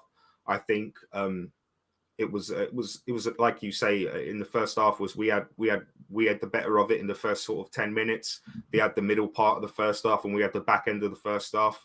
And obviously the goal, Sergio should have banged it in first time with his first touch, but Sterling was there, no nonsense. Nice to him to get a goal and get off that mark and get a little bit of confidence back with that one. And the first half was a bit disappointing, but you weren't too unhappy. You knew Pep was going to come in, a little bit of changes were going to be made. And then going into the second half, we saw Jesus get dropped into the midfield a little bit. I thought it was a terrible decision. Jesus was just losing the ball in transition a lot. Rodri getting completely overrun, not really getting the help he needed. Cancelo was told to stay wide instead of come inside to help him, which I didn't think was the right thing to do. And it was really disappointing. We were losing the ball in transition a lot of the time. I thought our defensive line was really solid, and I thought we stayed in line really well all game and created a lot of offsides for them due to our good defensive line. And I thought towards the back end of the half, I thought with the changes Pep made when he brought on Gundogan and Foden, we'd see a lot more control, but it really wasn't the case. We weren't able to get control on the game at any point really in the second half, and it allowed them to just get their chances, get those balls over the top, and they ended up taking their chances. Ziyech I thought Ziyech's shot was really, really, really good finish. I thought they had some decent defensive displays. I thought Azpilicueta and Reece James were excellent on that side for Chelsea, and they snuck the winner in the end. You're probably really disappointed to win. On the base of the play, you'd probably say that it was a 1-1 game probably, but ended 2-1 for them. Bit baffed why we didn't get the penalty on Sterling, and a disappointing day, really. Don't know what Sergio was doing for that penalty thing. Obviously, we talked about that to death at halftime, but yeah. Really disappointing thing. A couple of things went a little bit different. We could have won this game quite comfortably, but they didn't go our way. Who was your sort of standout performer today? Let's go from the City lineup first. Who was your? And then we'll do overall. In the City lineup, I thought the guy who had probably the most consistent performance and the most least errors, and the guy all the time where I thought, he's having a good one. He's having a good one. I thought Ake was our best player in terms of performance for a City player. Sorry, I'm getting a Sir Alan update. Oh, they're always good. I'll come back to him in a minute. First class. He's a first class. Summit. Told you, Plep is a first class. You know what? Pathetic. Yeah. He's not happy. I mean, I've not gone that bad. So, Alan, is it Pep's fault that Sergio tried to Panenka a penalty to put us 2-0 up? He's not watching. Yeah, I know he's not watching, but it's the questions you pose. You know what I'm saying? Is it Pep's fault? Is it really his fault? I don't think so. I mean, I get Andy's point. Neil, Pep won't play 3 in each. He gave players a chance today. Here's my point with these chances. These players, every time they get chances now, are not performing.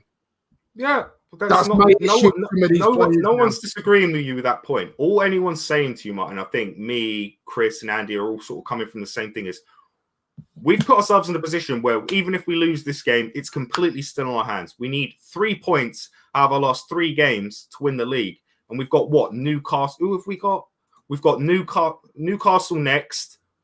Newcastle away, Brighton away, and then Everton at home.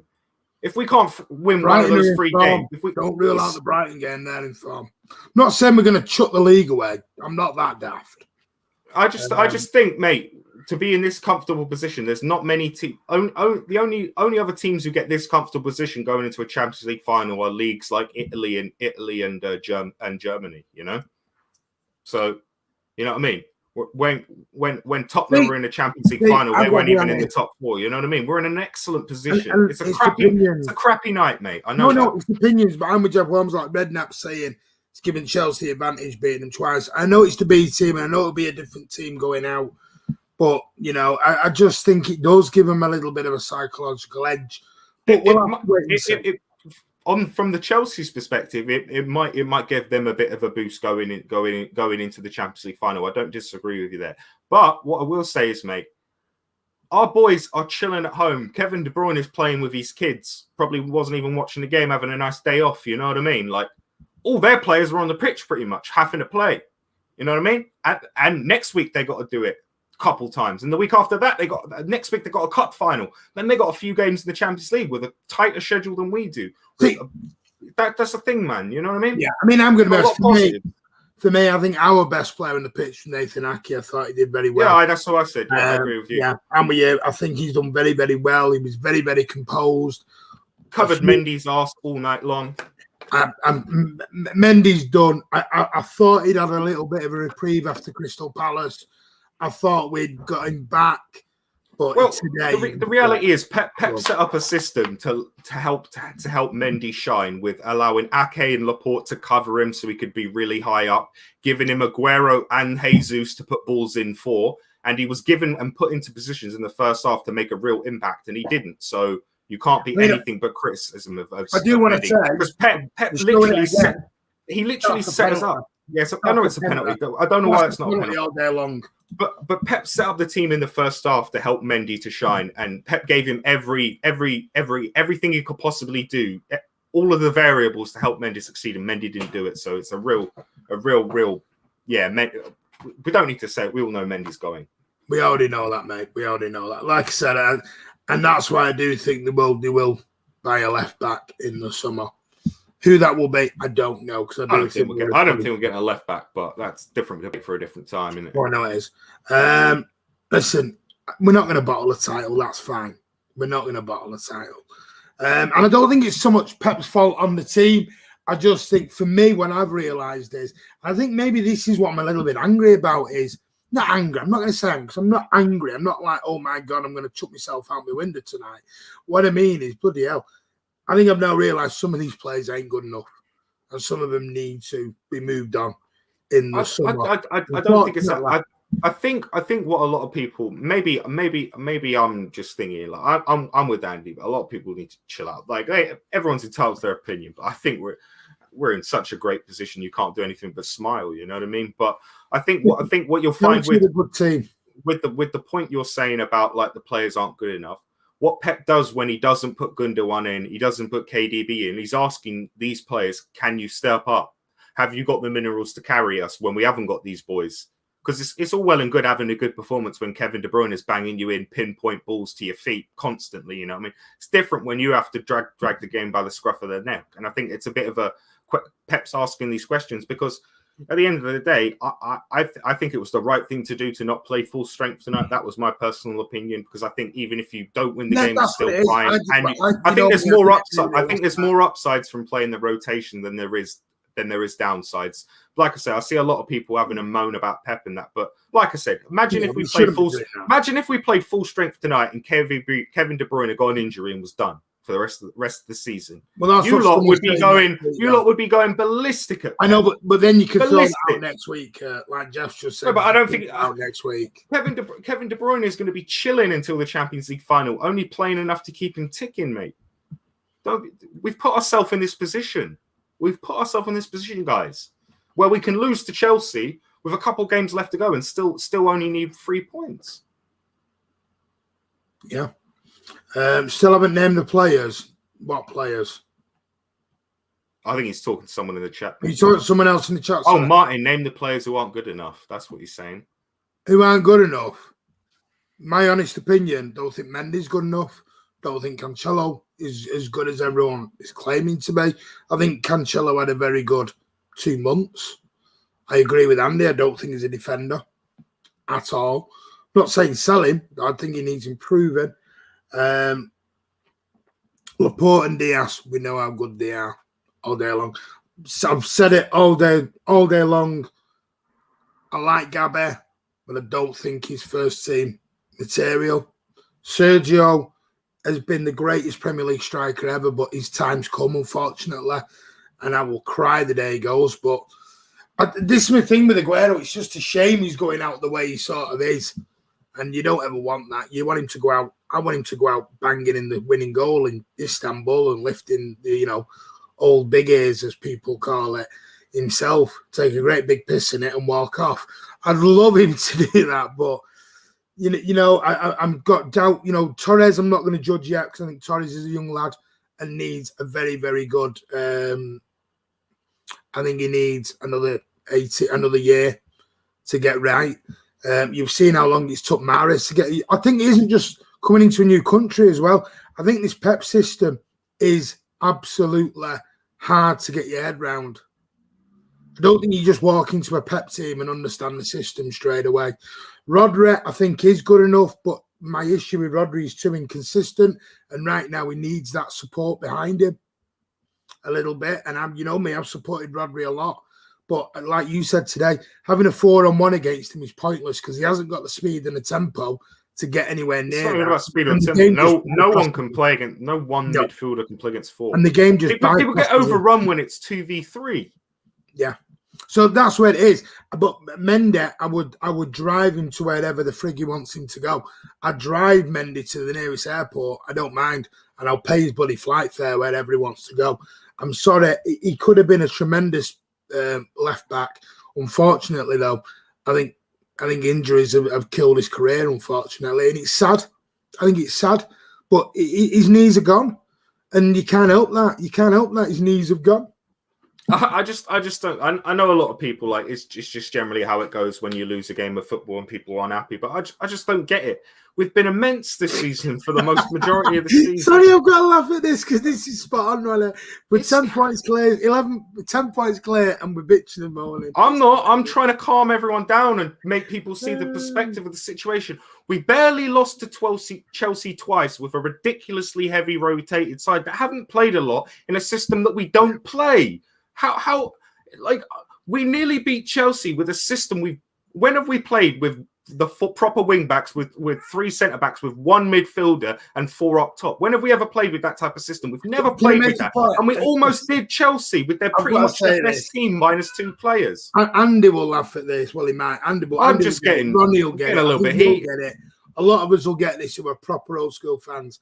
Would it be City to get into a Champions League final and then win a league in the same week? That's not us. We don't do it that way. What we're going to do is we'll get into the Champions League final and then we're going to tease you all the way to the final then. We'll just tease you all the way there and don't worry. It's typical City. That's the way we do it. I don't know, man. It just feels like we're going in a minute, don't worry, because we don't want to. I know it's a hard day. I get, like, don't get me wrong. I get people don't like the fact that we didn't win our game, and they want us to win our game, and they want us to play our better players. Go on, mate.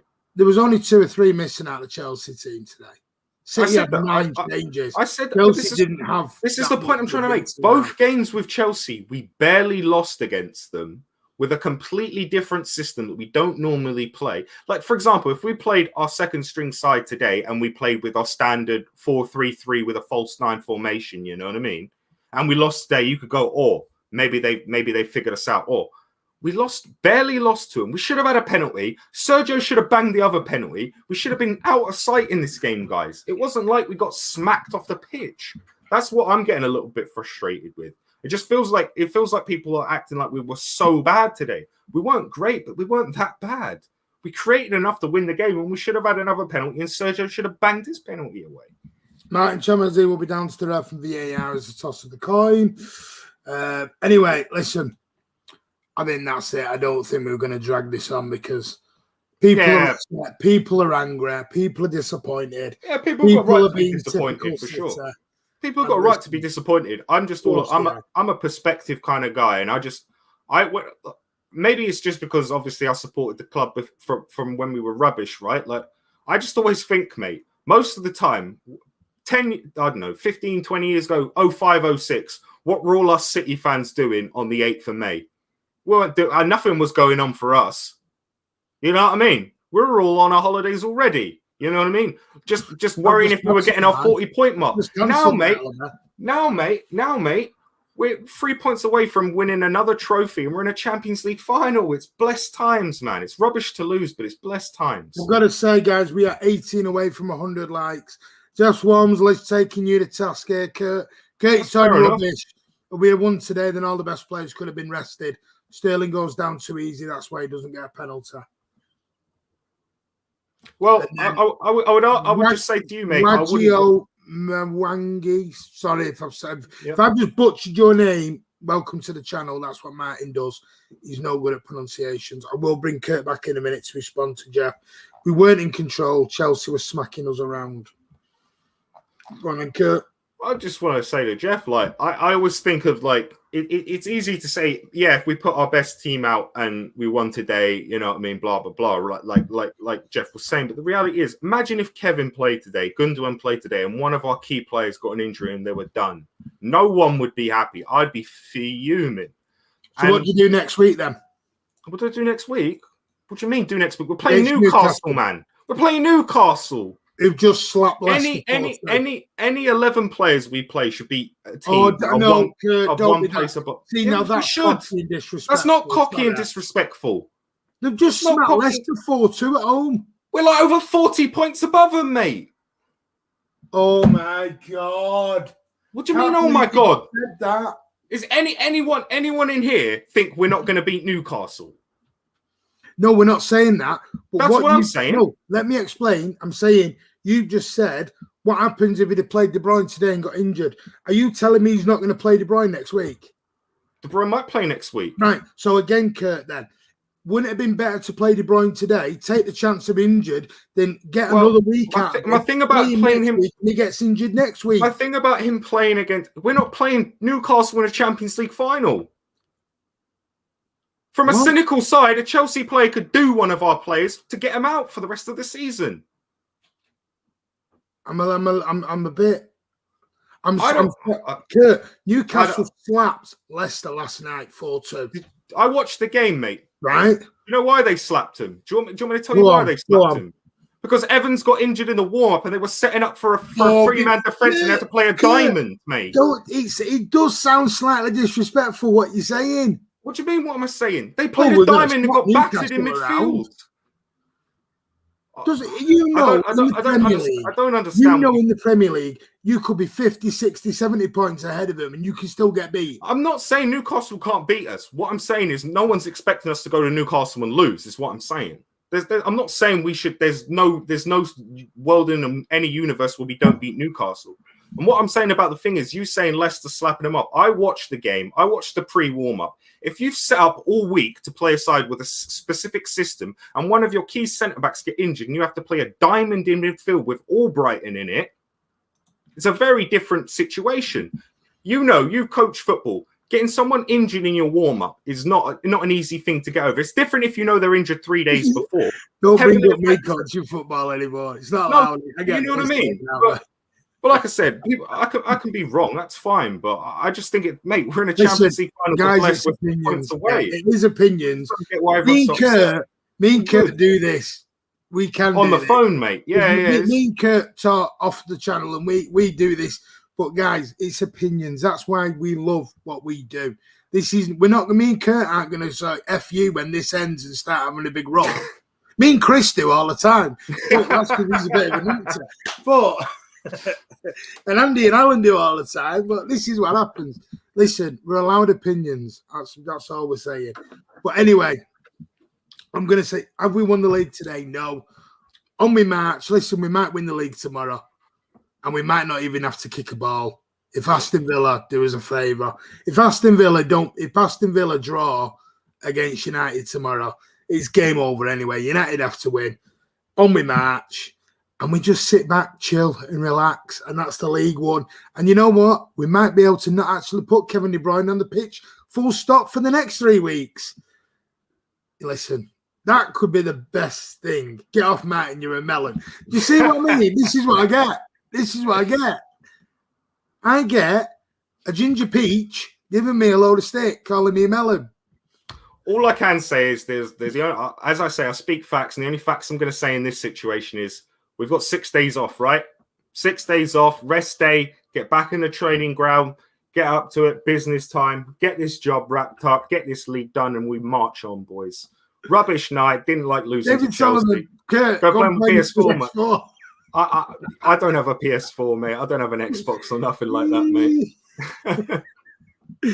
Oh God! I got like a 7-year-old mobile phone, but yeah. One thing I will say, Kurt will probably be back with us next week on Friday because it's a night game. I'm pretty sure. I haven't confirmed it with Andy, but I'm pretty sure I'm doing a player ratings for tomorrow for this. Oh, game. there you go then. Even better. Sure. Need to confirm with Andy on times tomorrow, but Kurt will give everyone 10 out of 10. Don't worry. Kurt's going to get 10 out of 10 for every player out there. Magnificent performance. like I said, I never said we played great today. All I was trying to do tonight was just try and give perspective of where we are and what we're going. Look, when Trafford lost at home and away, we won the league. Exactly. I just want to. Kurt knows what I mean by this. I just want to win a league by us doing it instead of somebody frigging else having to win it for us. Can we not win the league? I get Martin's sentiment, but we got the points to win the league. So I know, but that's just semantics. That's all just semantics. Yeah, the Manchester Derby one was rubbish. Manchester Derby, we got beat. Yeah, Sanchez's only good game in the whole time at Manchester, mate, and 2 assists. No, to be fair, Pogba was brilliant that night. I know, bloody hell. And then they get beat by West Brom for us to win it. But to be fair, everyone moaned at Sterling because he didn't score that 3rd goal. So it all comes. It's all cyclical, isn't it? No, Michael Brown, we won't. But I will say, the chances of us coming live if we do win the league, we might all bombard Kurt's stream and all appear. You never know. Yeah, you never know. On my stream, we might end up doing the player ratings. We might just have everyone else on. Because I'm sure if City do win the league tomorrow, I just do want to clear. I'm not being disrespectful to Newcastle. Newcastle's got a bunch of good players. I do not think Saint-Maximin, Almiron, John Joe Shelby, Callum Wilson, I don't think they're players that are bad players. I do want to get that across as well. I just think a team that are 40-odd points above them, what's our record against Newcastle? We always slap Newcastle. Come on, guys. If there's one team you've got to be confident about us beating, it's Newcastle. I know, we always do it. Newcastle have suddenly gone some form now. Oh, yeah. Everyone's a Newcastle fan now because they beat one team, you know? No. When 3 months ago, everyone said they were getting relegated. Well at Anfield. They did well at Anfield as well recently. They're doing well. Yeah, I know, but I don't want to get into Newcastle because otherwise I'm going to, you know me, mate. You know me. If anyone knows me personally, they know why if you look at this about Newcastle, have drawn against Tottenham. They won away at Burnley. They beat West Ham. They drew with Liverpool. They did get beat by Arsenal. But then they spent the most money in the 90s and never won NAFL. So congratulations to them. See you later, Newcastle. Hope you get relegated next season, mate. Cheerio. Anyway, right, we're gonna go because Kurt's about to boil. He's boiling. Right, guys, listen. We haven't won the league. Did we play great? No. Did Chelsea? Was it a great game overall? No. It is what it is. If you're a long-time City fan, you know, and I've said this is my whole point. We don't win the league easy. We could be 20 points and need a point, and it'll take us 10 games to get to it. It's just the way we are. It's the way Man City are. We cannot do it the frigging easy way. He's Kurt from Sunderland. Always rated Sunderland over Middlesbrough and Newcastle. Kurt, are you a Mackem? Are you a Mackem, mate? Nah, mate, you'd never catch me in the Northeast. Not a chance in hell, mate. Right, anyway, listen. We're a Carabao Cup winner. Look at Tech here, 80 views. Yeah, but we're the Carabao Cup winners, mate. We're Champion League finalists, and we're going to be champions of England. So Tech can take off quite easily because you're more salty than the Mediterranean Ocean, mate. So see you later. 17-18 was won easily. Yeah, no, but my point is we didn't win it.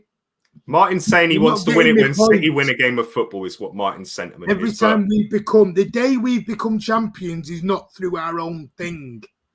That's my whole point. I'm not saying we've not won it by 20, 30 points. Yes. I mean, the day we actually confirm as champions, we can never do it on our own. My final notes. The last thing I'm going to say tonight is sorry, West Ham fans, we didn't do you a favour. That's one thing I am upset about. I know, you're terrible, you. Right. Yeah, here's Chris. He's worried about the Newcastle game. Our away record's terrible. Saki sod. Right, guys, take care. It isn't what we wanted, but onwards and upwards. Tell you, we won't be at St James's Park cheering them on. Tell you that, but we'll be live here on Man City Man TV. Join Kurt tomorrow for player ratings. Do you have time, Kurt? You going live? Not sure on time. I need to confirm it with Andy, but it'll probably be 9:30, something like that. Okay. Something around the time. But it'll be confirmed, and Andy will put and we'll tweet it out or whatever before it goes up. Yeah. Can I remind you of the 11th? Yo, exactly. Wasn't done easy though, was it, Noah? You know, it took to the 95th, 92nd minute to bloody do it. We were 2-1 down. I think he's referring to us having to beat. No, actually, no, that was the other season. Never mind. Let's go off. Yeah, that's my whole point. You're thinking about it, right, Kurt? And realize I don't want to talk take about care. it. Look out for Kurt tomorrow. I am sure we'll be all live with you at some point if we are crowned champions. You never know. But guys, take care. City have lost, but never mind. We take care. We move on. We will be champions soon enough. But as always, up the Blues. Thank you so much. Keep hitting that like button. Keep hitting that subscribe button. And we'll see you soon.